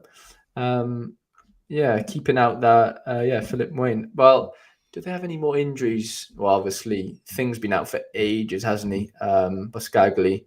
Mm-hmm. I see there been some big scores there. Anything else that jumps out to you, Quinny? Sociedad away to Sheriff? No? Yeah, I quite like that. But Sheriff is one of these funny games. I think Sheriff got points off Real Madrid last season in the Champions League, or something like that. So yeah, I'm not exactly running to that game as like, oh, it's going to be amazing. 100%. I guess Monaco Trabzonspor, but Trabzonspor are no mugs, are they really? No, that'll be a decent game. But Monaco were be good at home. I watched them yesterday. I know they were playing non, so it wasn't much. They were literally 2-0 up in 5 minutes. It was ridiculous. Like the first 5 minutes of the game. Yeah, it was frightening. Ben Yedder got a hat trick. Yeah, this table looks a bit upside down in a way because I don't know who would have expected Well, I can't even pronounce the name. Ferencváros. Ferencváros. Where are they? Are they Hungarian. Greek? Hungarian. How are they top of that group, by the way? Smashing it, man. Yeah, the weird world of Europa League, I guess. But yeah, Monaco definitely need to win here. But Trabzonspor won't be wanting to lose this game. They've got some good players now. Maxi Gomez is involved. Trezeguet, ex-Premier League player. Mark Bartra at the back. Yeah. They've got a decent team. I don't see them rolling over. Hamsik still involved. Yeah, that might not be that. Do you know what? There's not that, if any, there's no really easy games, is there? Nah, none. If we're being honest. Feyenoord away to Midtjylland's tough. Yep. I guess Rennes at home, this could be a bit of an anomaly in terms of scoring. They've been really good recently, Rennes, like scoring a lot of goals. Yep. And bookies favour them massively. Wow. 1-2 basically. Yeah, this could be a 4-0, to be honest. So look out for those Majer, Bugaride, Terrier sort of 80 pluses. You could probably see. I don't know how well the defense is going to score because they might not have much to do at all. But yeah, I do see some big scores there. Okay, Conference League. Anything crazy here? Let us know. Anderlecht West Ham's an interesting one. How do you see that going? If West Ham should spank them. David Moyes is under a bit of pressure now, I think, by all accounts. So West Ham, they got a win on the weekend. Big, yeah, they had a big win on the weekend. Anderlecht have been shocking this season, like really bad in terms of just how they're just not scoring goals. Anderlecht have been shocking for as long as Sorare's been invented. True. We all think Anderlecht has been this Belgian powerhouse of a team. And ever since Sorare's made the card, they've been shit. I'd have to massively agree with that. Does Vertonghen come in and sort of steady the ship a little bit defensively, do you think? Or is he past it? Well, by all accounts in my members' Telegram group, Wesley Hoyt was apparently a big miss for somebody's specialist team. So if the defence is starting to get some form, that's the first steps towards getting victories, is not conceding as many, if not no goals, So yeah. But West Ham, West Ham and David Moyes take the Europa League seriously. They got quite far last year. Yeah, they'll want to go far again this year, no doubt about it. And the kind of profile of how that club's been built over the last few years, it is built to do midweek and Premier League football. So they'll probably, I know the team isn't there, but they'll probably have quite a predictable Europa League 11 based on the last couple of games, I would suspect. So if you know the right players to play, they can be a good team to back in this match, because Anderlecht won't keep a clean sheet, I would suspect. Definitely. Andy Black, get those West Ham cards at the ready. I know they served you well on the weekend as well. I saw on Sorare data, I have us in like a little watch list of all of the guys I sort of know. And yeah, I saw your West Ham stack did really well on the weekend. I don't know where you finished, so I'll have to have a look. Andy don't seem to think that none of his will start. That's interesting. So that basically means that they're going with, their Europa League team effectively, which is interesting. Who doesn't start? Sorry. Well, Andy seems to think that he's going to know better than us because he has those cards. But yeah, he seems to think that none of his cards will really start, to be honest. I don't know. Sorry.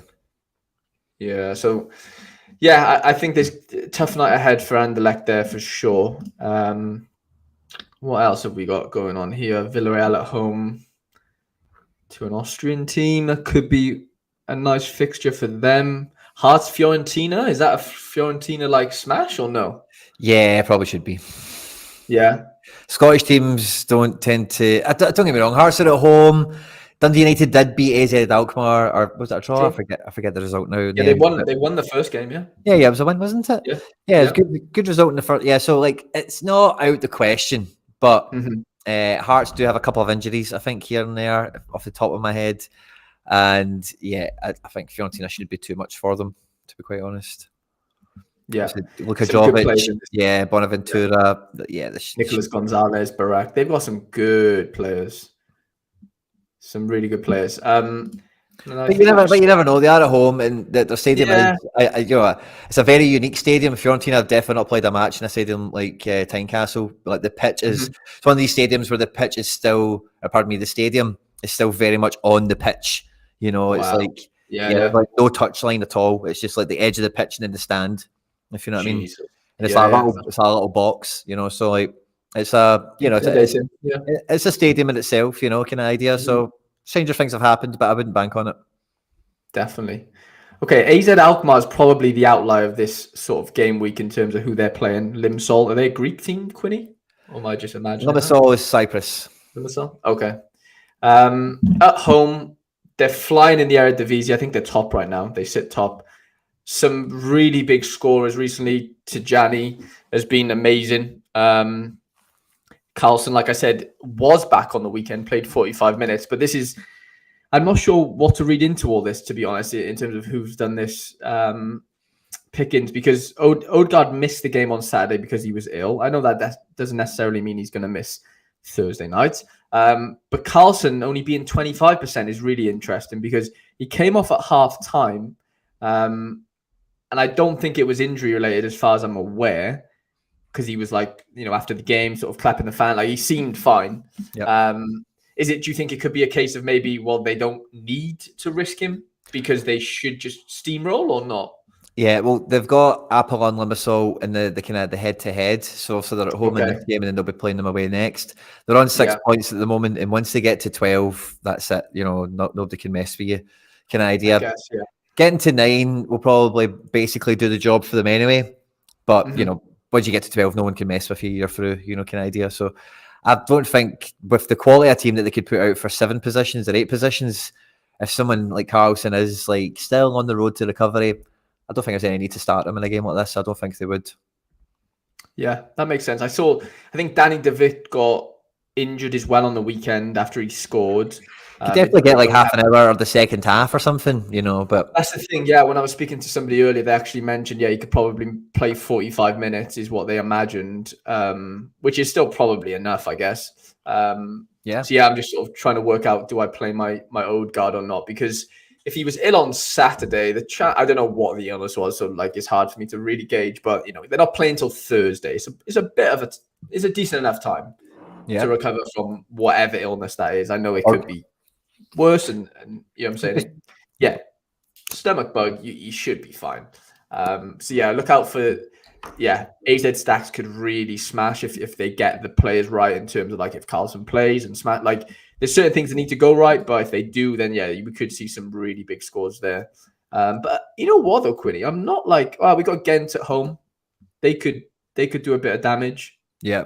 Well, Djurgården's are second, That's a tough wee group, by the way. Let me go check that out. It's not easy. Yeah, that's true. I probably underestimated that. But looking at these odds, Djurgården and Ghent are on 4 points each, and then Molde and Shamrock are on a point each. So it's actually a pivotal game for both of them. It's just a real 6-pointer. Definitely. It's not a walk in the park by any means, is it, I guess? But I think possession, I don't know, they could dominate possession quite a lot again. But just looking back, I'm just trying to think. Was there any okay, I know Bayern weren't on the thing, but if we just add Bayern in, who else was like a smasher fixture, really? PSG, maybe, if we say they're going to get enough goals to make that smash. Yeah, you could. I'm making a little list here. So Bayern, PSG. Bayern will be rotated, but Bayern will be rotated. They will, but they've still, what I'm saying, it can only be so many, I guess. But no, completely agree with you there. That stupid chat thing's back as well. Juve could maybe get 2 or 3 goals.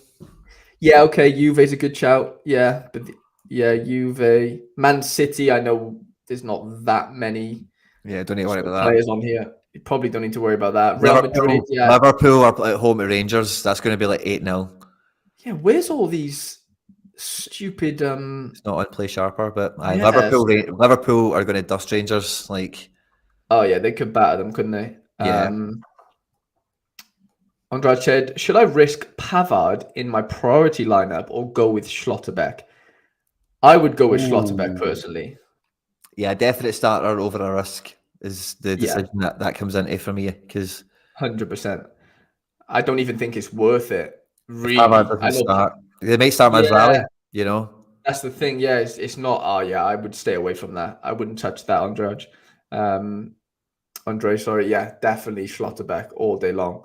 Unless you know he's starting, then different. Yeah, Surface says Pavard for sure might sit this one. Yeah, I'd have to agree with Surface there. But yeah, looking at this list, Quinny, it seems like all the smasher teams, fixture-wise, are all in the Champions League this sort of game week. Yeah. Like there's a lot of heavy players, heavy teams playing at home. Liverpool, Salzburg, Real Madrid. Feyenoord play away to... I'll tell you now, it wasn't an easy game. Lazio away to Sturm Graz. Feyenoord have got Midtjylland. Roma, Betis. Yeah. Roma, Betis. Yeah, there's some tough... Like, there's nothing standout, I don't think, in the... PSV Zurich should be a good game for PSV, I think. Yeah, definitely. That we probably have to add that in, even though they're away. I still think it's a good game. You mentioned Fenerbahce, didn't you? No, I mentioned the Monaco. Monaco could be a smasher as well. Yeah. I don't know enough about Trabzonspor, to be completely honest, to really have a good gauge of that. But yeah, USG away to Braga. Well funded, you know, it won't be a spanking. You know, no. They could have still won 2-0 or something, you know, or whatever. I guess, like you just mentioned, though, this Fenerbahce fixture odds are heavily in their favour. 1-4. They really fancy Fenerbahce here. AK Larnaca, a little team from Cyprus as well. Yeah. So, you know, like Fenerbahce are like one of the teams in Turkey, and then you've got Cyprus, which is, you know, obviously like a little place just it's in contention between Greece and Turkey and whatever. But then this team is like the third or the second or the fourth best team in Cyprus. You know, like you know, some of these guys are pulling people into nightclubs for shots in the summer. Definitely. Yeah, no, this is probably a smasher fixture actually for Fenerbahce as well. So we could probably add them to the list. So we got Bayern, PSG, Juve, Man City, Real Madrid, Liverpool, PSV, and Fenerbahce is like kind of the standouts. So yeah, you know, there's a lot of Champions League ammunition, I guess, to worry about. I guess this game week, where will it fall? Who knows? Obviously, you know, there's always going to be competition in the Champions Europe side of things. But in terms of challenger, there, you're only looking at Fenerbahce and PSV as. I mean, you could put Salzburg in there if you want. They weren't on the list, but there's like 3 semi-smasher challenger teams. How do you sort of see challenger playing out this midweek then, Quinny? Like, do you think you'll see a lot of maybe not PSV stacks, but like Fenerbahce stacks in that challenger situation? I definitely think people that have got some of these teams, like some of these fixtures that we've highlighted, these fixtures and some of the ones that they've had and will have again, people knew about when the draw get made and built teams specifically to be right when it is Fenerbahce at home at Larnaca. I'm going heavy on the defence and I'm going to take the attack that week from whatever team that they've decided on. And so I think there will be some teams optimised for this. But then looking at the regions, like the region's prize pool isn't that appealing. Like Challenger, there's 25 cards at the moment. There's 150 entrants. This is for the Pro Division. And for Challenger Rare, it's 115 cards for just under 500 entrants. So if you've got a big smasher of a team, maybe you go there, or maybe you try your hand at All-Star, 300 cards, 7,000 entrants, it must be said. And in an All-Star Pro, we've got 68 cards, you know, so on the region, that's more than double. And yeah, there's like 4 times the entrants, and it is All-Star. There is some MLS cards running. There is some Argentinian cards running. The mix into that as well. But if you think you've got a team with an Apex fixture, you're going after the Apex cards, I think. Yeah, I guess so. I guess that makes the most sense, doesn't it? I'm just looking at how many stars are on offer. So only stars for Podium in Challenger Europe Pro. Yeah. What about Champion Europe Pro? We've got 5 stars, which is nicer. That'll suck some of the Bayern and the PSG guys away, Messi and that, hopefully. Only top 2 stars in Challenger Europe, and then top 3 for Champ Europe. Under 23 Pro, we've got 7 stars, which is massive, really. Yeah. And then under 23 Rare, you're looking at stars for the top 3, which is, respectable, I guess. And yeah, there is an America. To be fair, that's quite a lot of prizes. 28 prizes in America Pro for a midweek. I know you said I think there's Brazilian games as well. Actually, to be fair, so yeah, it's obviously justified. They wouldn't be there otherwise. But I think even the Brazilian team maybe plays as well. Or Peruvian there's a couple of strays, isn't it? There's definitely a few strays in there to look at as well. And then obviously limited, we're looking at over 10,000 in All-Star, 1,800 prizes, which is pretty tasty. Under 23 is looking nice though. 610 prizes, under 2,800 entrants so far. Let's call that 3,000. It's a 1 in 5 shot basically at a card. Mm-hmm. Top 20 basically get prizes. I know a lot of them will be, 400 of them are tier 3 limiteds, but it's better than a kick in the teeth, isn't it? It's like I always say. In terms Specialist of all limited looks good. Specialist limiteds, we've got 4,000 entrants, 33 rares. Okay, three stars for the podium, 4 to 13, so 9 tier 1s. Yeah, I can see that being pretty tasty, to be honest. Specialist rare. Is this new where they're giving out like 3 different scarcities? I swear this is a little bit new, isn't it? Yeah. Yeah. I like that idea. 10 onwards. It makes it a lot better because it was the ugly duckling of the prize rewards for ages. So makes that a bit better. Definitely. Andre says, another question in my lineups could be whether to use Taremi or Jota in my challenger team. What do you think? I'd go Jota all day personally. Jota all day personally. Yeah. I can't see I echo much Harry. else. Even though I'm sat virtually next to a massive Celtic fan, I think even the neutral, which I guess you could count me as, I don't mind Taremi, but I think Jota just offers so much more, even though it's against Leipzig. Got to be Jota for me all day long. Kurt says Freiburg defensive stack might do nicely. I think they play nonce. So that does make sense, Kurt. I can't go against that. I watched them play yesterday, honestly, Quinny, and they were absolutely horrendous. I have a Lafont, and it's so frustrating. Like ever since I bought him, I don't think he's had 1 clean sheet, or he might have had 1. I beg your pardon. He's had 1 since I've bought him. I only bought him because of midweeks, and he's just been dreadful for me. Like it's just been a bit of a disaster, to be honest.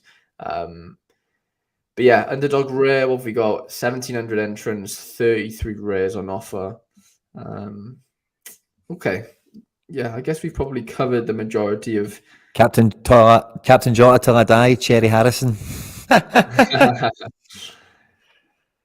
Okay, Quinny, do you want to show us your teams? Yeah, sure. Show us your teams. Is it still up and live?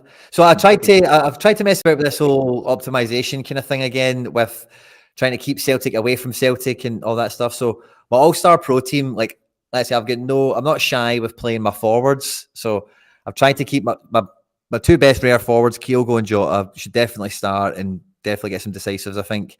Away from my goalkeepers like Joe Hart and any like Celtic defender cards in case we do concede like 3 goals or something like that. So I don't have a goalkeeper or a mid that can make me U23. So Jota and Harwood Bellis, who's at home at Stoke, great fixture. All Black away to Bruges should be a great All Black game, I'm hoping. And Bryce, who's away to Sheriff Tiraspol, and Bryce Mendes is on some run of form now, man. He cannot be stopped. Like doesn't do less than 60 since he's been back at FC Barcelona and loving life.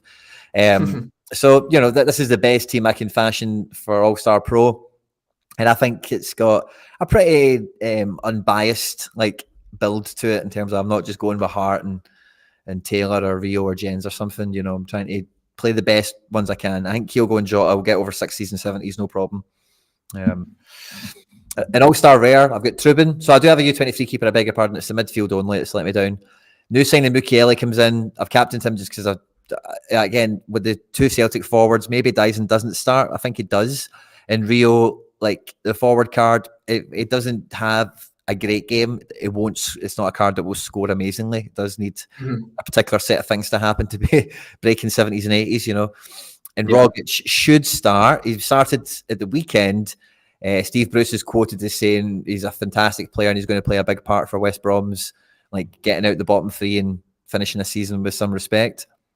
So I expect him to start against Preston. Don't know how well he'll do.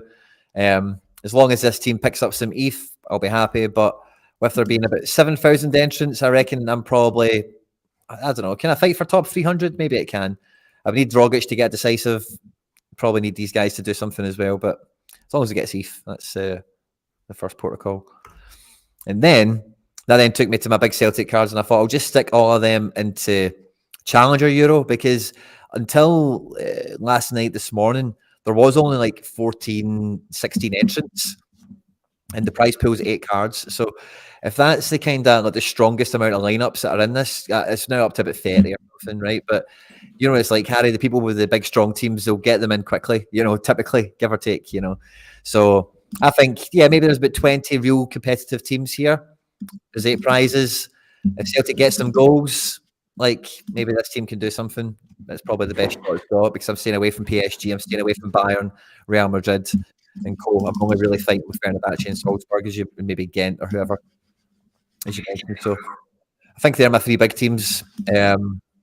And then I managed to put together an underdog super rare team with my leftovers, which is pretty good. It's all my Celtic cards that are left over, basically. Plus Lorente, who's away to Bruges, got a goal at the weekend, should do okay. Giacomakis should feature, if it's only from the bench, and Dyson and Rio already spoken about. And then I've got some limited teams. Well, a specialist one, Goretzka's in now. I've got Kostic and Cunha's at L15 under 40, since it looks like Cunha will start as well. And then Frimpong, I think, has got a great fixture. And Lampy.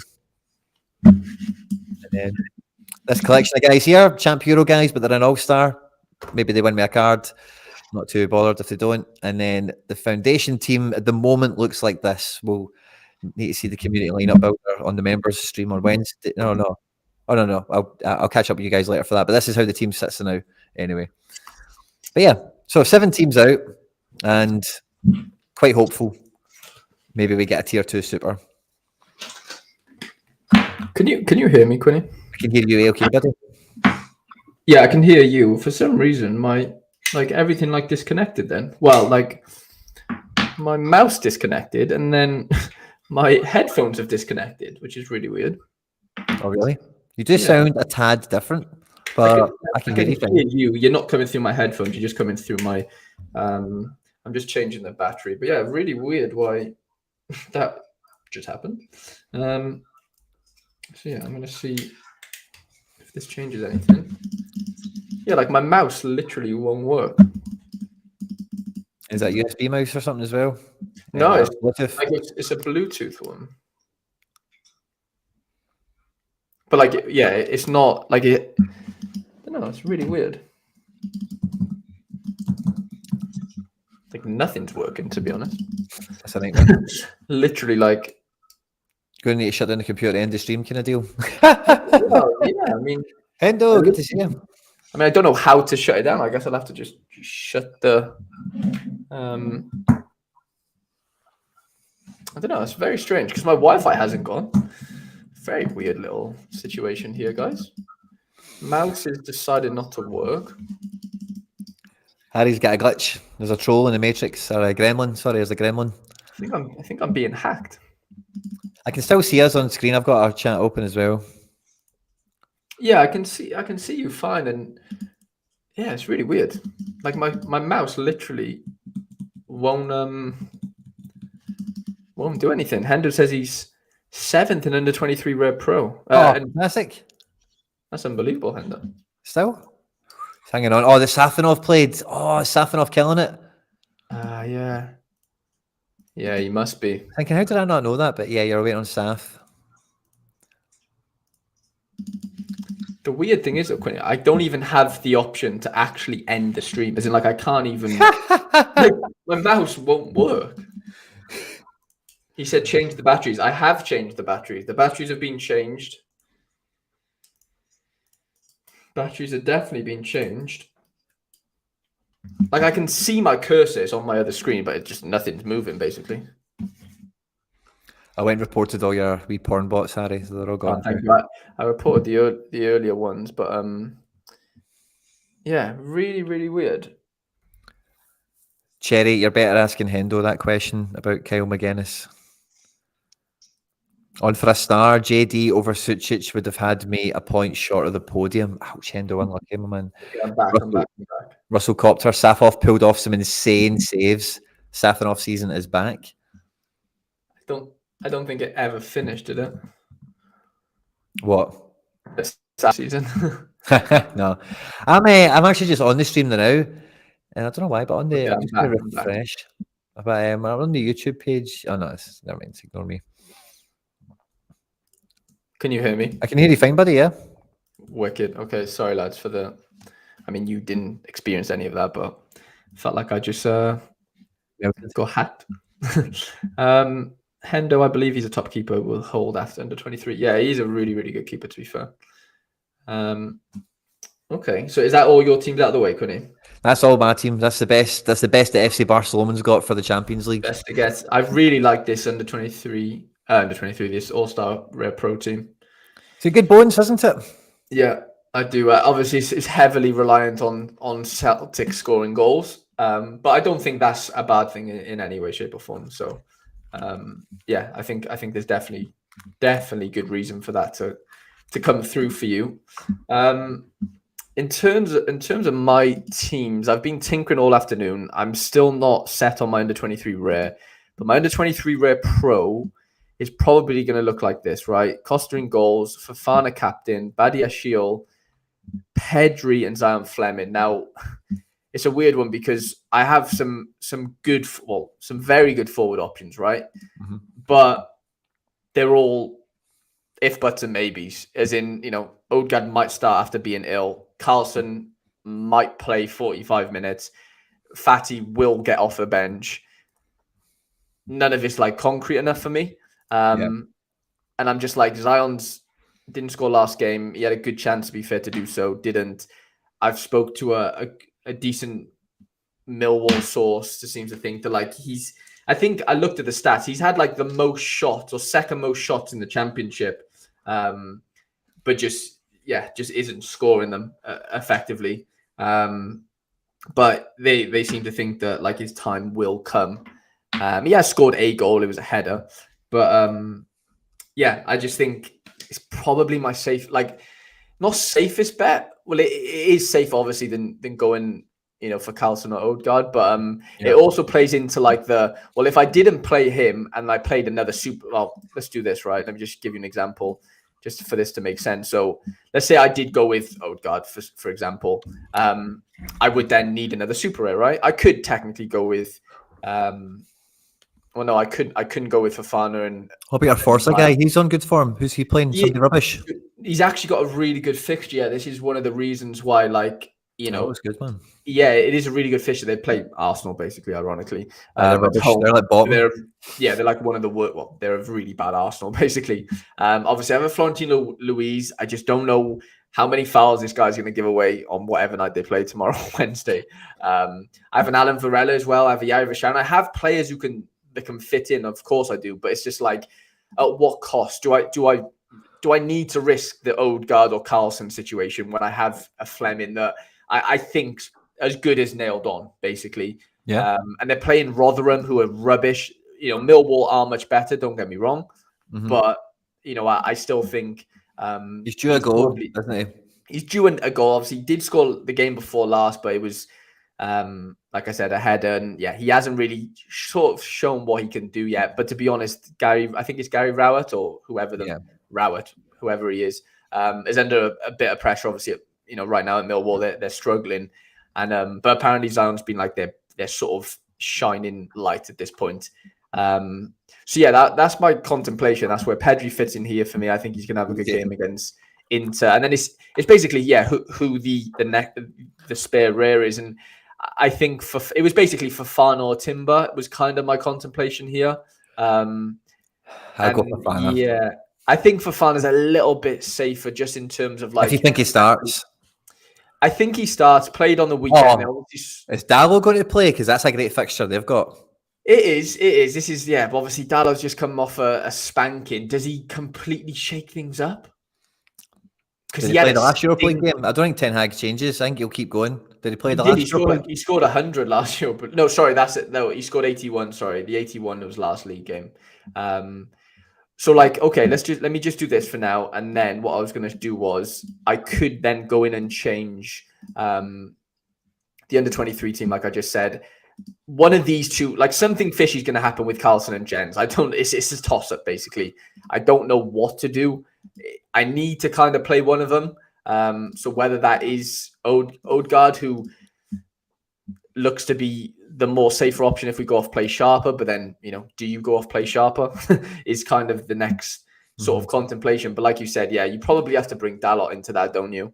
And basically either go with one of these three as my forward is kind of what I have to do. We know Fatty's going to play some part of that game. He definitely doesn't start, where Odegaard might actually start. Look at the Inter Milan defence again. If they get, I don't think, are they full strength? They have Skriniar and Bastoni and all these guys. I think Bastoni, it said Bastoni was 60%. If not, it would be DeMarco that would be in there. And then, De Vrij and Skriniar. So it's a decent enough defence, I think. Yeah, I wouldn't be taking Fatty for the bench.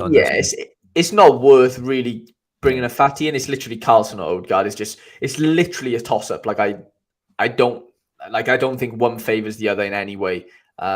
Even though Odegaard did miss the weekend's game with illness. So it's a weird one. I'd go with Odegaard. Yeah, I think Odegaard's in a weird way, even though he missed the game on the weekend and Carlson scored and played, I still think it could be the play. Hendo says, can we expect a Timber clean sheet at all? Also, what does Play Sharper say about Saliba? The Arsenal game isn't listed on Play Sharper, Hendo, so I can't give you anything on that, unfortunately. But in terms of the Timber clean sheet, I'm not that confident, to be honest. Quinny, I don't know if you are, in terms of Ajax keeping a clean sheet against Napoli. How do you see that going? No, I don't see that. I don't see a clean sheet. I don't see it. I really don't. So then that begs the question: who do I captain? It's basically Jens or Dalot, I think. Dalot's very decisive, capable away to Ammonia Nicosia. Neil Lennon's Ammonia Nicosia, who will just be banking in 10 men in the box and trying to get a set piece or a counter attack. That will be the game plan, Yeah. So he'll get lots of the ball, he'll get lots of deliveries, and if they can connect with them and stuff, he'll rack up points for 90 minutes, no problem. Very true. That's why I'd maybe suggest you put him in a better team, but I feel you. I'm just really scarred about that Man City spanking yesterday. I know it's a completely different game, different set of circumstances. If you think he's the right back that plays or the left back that plays for Europa League, then I think you play him. It's a great game. It depends if things still injured. I don't know. Was Wan-Bissaka on the bench yesterday? Let me just do a little bit of digging. Because if he was, then best way to do it, mate, is go on to Sorare data. Yeah. Go on to Sorare data. He was on the bench. Sorare data. And then just search Man United. See when you start doing it this way, honestly, you'll be fucking... And then formations. And then you just scroll through the teams. So just go and look at share. So Man United, right, was Dallo. And click on the wee eyeball. The thing is, Wan-Bissaka is injured, basically, so... Just click on the wee eyeball. Dallo played there, and then... He's played every game. He hasn't missed a game all season. Oh, really? Has he? Well, yeah, because Wan-Bissaka's been injured, basically, is what I was getting. I was just going to have a play him over Fofana every day, mate. I don't know, I don't know. Why is... Actually, he's not on the doubtful list, which is weird. He wasn't on the bench either. I was on the bench? I can't see the bench. No, he wasn't on the bench, which is weird. Maybe he just isn't getting in the squad, but... Varane got injured, so that means Lindelof comes in. I mean, they don't have anyone else. He plays, but I just don't trust United right now, to be honest. I reckon he's more likely to break. I think he outscores Fofana, basically. I don't know, because Fofana scored really well against Dynamo Zagreb. Well, not really well, but well enough. Without a clean sheet and no decisive... I don't know. I think Dallas probably got a higher peak, but do I see that happening in this game? Is the question that I'll have to ask myself. It's Ammonia Nicosia, managed by Neil Lennon. Mate, they had Adam Matthews. You know Adam Matthews, you're Welsh. Adam Matthews plays up front, mate. Are you serious? He plays up front. Adam Matthews, the right back, plays up front. Oh my God. Mate, go back to Sorare Data and hit Ammonia Nicosia. Do the Man United thing we just did, but do it with them.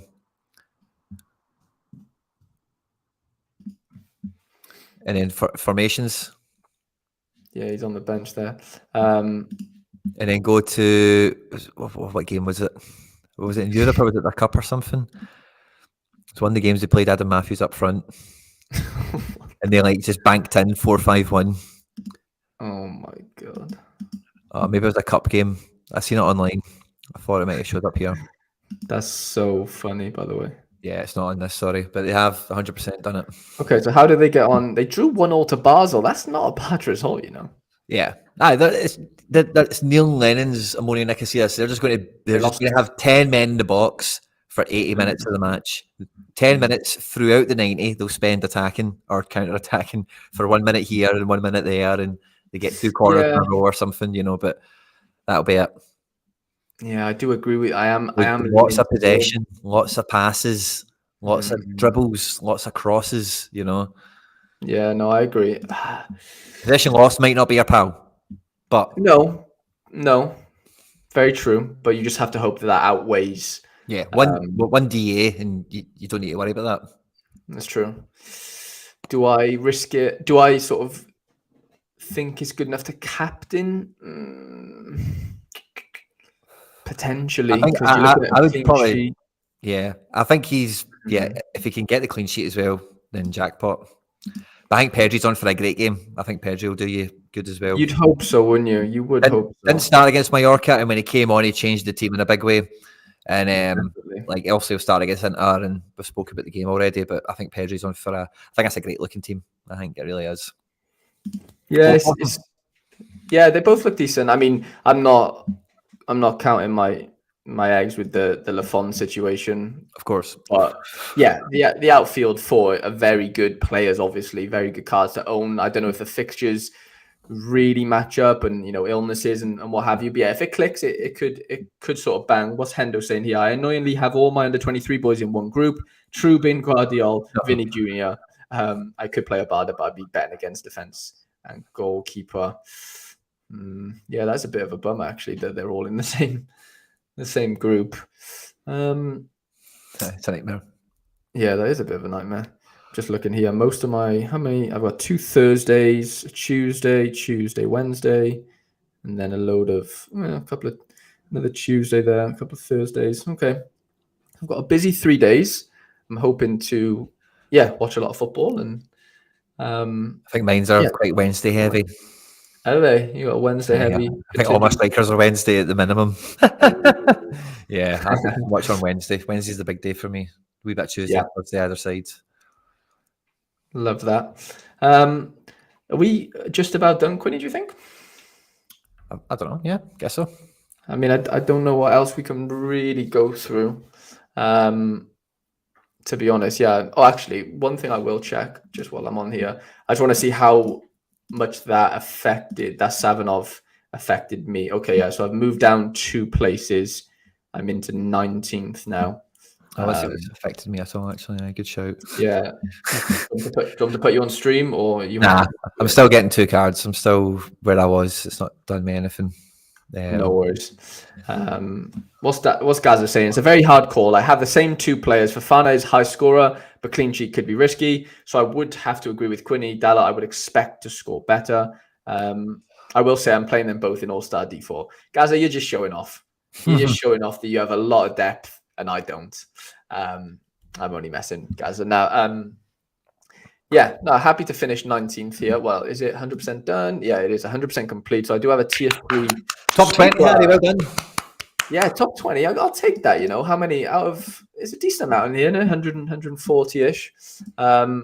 What could I potentially be pulling from this, Quinny, is the question. It says I'm 18th here, so I don't know whether there's a mix-up in the camp. Sorare all the way. Sorare all the way, baby. Tier 3 supers. There's some nice players in here. Like I can't, if I'm finishing, I think 15th, 16th, 17th, 18th. So I'll be the 4th or 5th best and tier 3. So I'm probably in this sort of category below. Tier 3 is so huge, mate. Honestly, I don't think you can get a gauge on where you'll be fishing from. I know, yeah, it's tough, isn't it? But Crepin Diatta, Diego nice. Diego Palacios would be huge. Yeah. Moulenstein could be decent. Tigers, Jeremy Marquez. I know he's a Mexican fella. Danny Vivian for Atletico Bilbao. Marcus Pedersen for Feyenoord. Tavon Gray. That'd be fun. That could be decent. Yeah, I'd be okay. Be sending that to me. I probably will be, to be honest. Fran Beltran, why that rings a bell. Oh, Fran Beltran, by the way, he's coming into some good form now. Like, good player. Yeah, like last season he played like deep number 6 for Celtic and was really good, but this season he's playing in Dennis Suarez's job, and he's not taking the set pieces that Dennis was taking, but he's scoring much better for it. So he'd be a great super to pick up. Very undervalued for a tier 3. This Christian Thorvald, he actually had a really good game on the weekend. Did you see that? He had like 81. Yeah. He's got a goal. I think he got goal and an assist. Yeah, he got one of those transfers people were terrified of, moving it to Torino from Genk or whatever it was. 100%. Amuzu, not bad. This Silas guy is actually decent. He's been starting for Sevilla. He's only 20. Centre back, yeah. There's no super rares minted, which is interesting. That'd be a nice that could be just these little. I like these weirdly obscure tier 3s. Like they do get me excited. Like that Juan Forza that I've got. He was Thierry Correa's good as well. Yeah, Correa for Valencia, that could be decent. Lucas Piaton, this could be interesting. Piaton. I know McBride has his super rare. I just remember him buying one ages ago. But I watched, there we go, two months ago. I remember like he's a left back, but like and Corinthians do kind of rotate quite a lot, even though it doesn't sort of suggest so here, but they do. But he scores, like I've seen some really good scores from him, like, in the past, this season, but in the past situation. Sam Vines, Cole is in there. That Pedro Vite, scroll up underneath Vines. Pedro Vite. Click on him. I won his limited, and I thought, oh, what a piece of trash. Oh, wow. Jesus Christ. Aye, but look at him now since I've won him. Oh, my God. You've turned him into diet. Wow. Into gold. Wow. That was a tier 3 under 23 limited. It was worth like a $5. That would be. Now he's hit 3 scores like that. Oh my God. Yeah, that's the dream, isn't it? To pull somebody like that, really. Yeah. I know it's the end of the MLS season, but still, man, bank that for next year, no problem. 100%. That could be Juan Miranda, not a bad player. Manhoof. There's some decent players in here. Like, I'm not going to be disappointed, I don't think, in any way, shape, or form. I didn't expect the proper start of this game week. 100%. It's very deep. Before it being U23, for tier 3, that's probably the best tier 3s you can get as an under 23. Definitely, because at least they're young, like guaranteed. 100%. But there's so many of them. Jesus, we're only like 2/3 of the way down. It's so deep that those tier 3s. I don't think there's any order to them either. The same way that people do think, and there obviously does seem to be kind of caretaking with like prioritizing the order of stars and tier 1s and such. I think in tier 3, especially past the first 10%, it's just fucking everything. Boom, it's just ridiculous. So deep, isn't it? Yeah, really, really deep. It gets a bit fishy down here. I'm not really recognizing too many nice names, but a win's a win. We take it all day long. How are you faring? Are you still in winning positions? Yeah, so I'll get a tier 3 rare out of Specialist, and I had a wee glance through that before we came on stream, and there's a few cards in it that could be useful for me. But it is just like the tier 3 pool you're fishing through the now. Like one good guy for every 10 that you see is kind of he'd be okay, or he would be wouldn't disappoint me too much, kind of vibes. 100%. It's a numbers game, isn't it? It's tough to. But I'm at that nice stage now where I'm kind of looking forward to getting some like less valuable rewards to actually maybe keep and use them. Well, that Pedro Vite limited, like if I had, I won a John Duran rare about 2 months ago or something and sold it for about 0.4. Like, I made a good coin off of it, and I think I flipped it into something good. I don't remember exactly. I'll go and look into it. But now I'm seeing he's getting linked to bloody everyone in Europe now, and he's like, oh, one of the big wonder kids coming out of MLS. And when I seen that, I was like, oh man, I wish I kind of won him like next week or in 2 months from, because like I'm now at that stage again where I'm actually kind of looking forward to getting, like you were saying there, looking through that pool, like wee random guy like that, you can just plug in or throw him in the back and wait for next season. I look forward to get some of those rewards back in my club, because they definitely play a part in your success in filling out. Like, we won't see it for a while, you know, but see the fixture list at the back end of the World Cup, like this period that we're in now, it's going to be like that again, you know, like February, March time in particular, maybe even into April. 100%. And having like so much cover so that all the random stuff that will happen, like who knows what the injury situation will be like, and then you've got all the normal stuff like suspension and rotation anyway. So I think like kind of like being like the sensible squirrel and kind of like keeping your nuts for the winter kind of vibes. I think with some rewards that are like, do I really need to sell that, you know, or, but you know, I'm kind of, I want to keep those, I want to keep it for winter. And yeah, that's kind of where I'm at now with some of those tier 3s that we might start collecting for the next month or two. 100%. No, yeah, it's a good little strategy. I mean, yeah, if you don't need to sell, then don't, basically. It's probably the condensed version of that. And yeah, I'll probably try and follow that as best I can, especially with supers. Like, they're not as liquid as I'd like them to be anyway. So there's probably no point really moving them on as soon as you win them, unless they're like tier 1s and, you know, they're very high demand and what have you. But yeah, lads, we'll probably end it there. I think we're literally closing on 2 hours, Quinny. It could be our record in terms of time recorded or time live streamed, which has been great. I've really enjoyed this. It's been really, really fun. Yeah, it's flown. It really has flown. Yeah, lads, I hope you at home have all enjoyed. I hope we sort of covered everything you kind of hoped for. And yeah, it's probably about it from us, lads. Please also, you know, do leave a like on the stream. Honestly, it means more than you could even imagine. So if you could do that, great. We'll be back Thursday, Quinny. We'll be back Thursday. We'll probably catch the tail end of some Europa League action. We were meant to do that one week, and I can't remember what happened, but something happened to one of us. Yeah, we were supposed to do a little watch along. Yeah, maybe Thursday we might be able to fit in a Europa League sort of watch along / let's have a peek preview. Yeah, we'll definitely do something there. So let's see, Thursday. If we try and catch, maybe the 8 o'clock kickoffs. Betis Roma, maybe a bit of a snooze fest. Conference League. Maybe the early kickoffs are a bit more fun. Could watch Arsenal. I don't know. There must be something that we could watch. Arsenal. I don't know. Something. Maybe we don't need to. Maybe we can just stream and watch the scores come in. I don't think any of these games look particularly like, oh, that'll be fun to watch. Maybe Hearts Fiorentina is probably the game I'd want to watch the most, is Hearts Fiorentina. Hopefully we get some sort of sweat as well in terms of. Oh yeah, big time, man. If Celtic can score a couple of goals, man, I'll be on cloud 9, because I think the rest of my cards are kind of. I think like THB will do pretty well. I think Braze, All Black, most of these kind of other side pieces I've got dripped around those super rares and rares, I think they'll kind of just do okay. So if Celtic can get a couple of decisives between my cards, I think I'll be going into Thursday with a great sweat, hopefully. 100%. No, I'm excited for you, and yeah, hopefully we'll get back to. Well, we will definitely get back together Thursday. But yeah, lads, really do appreciate all you guys watching.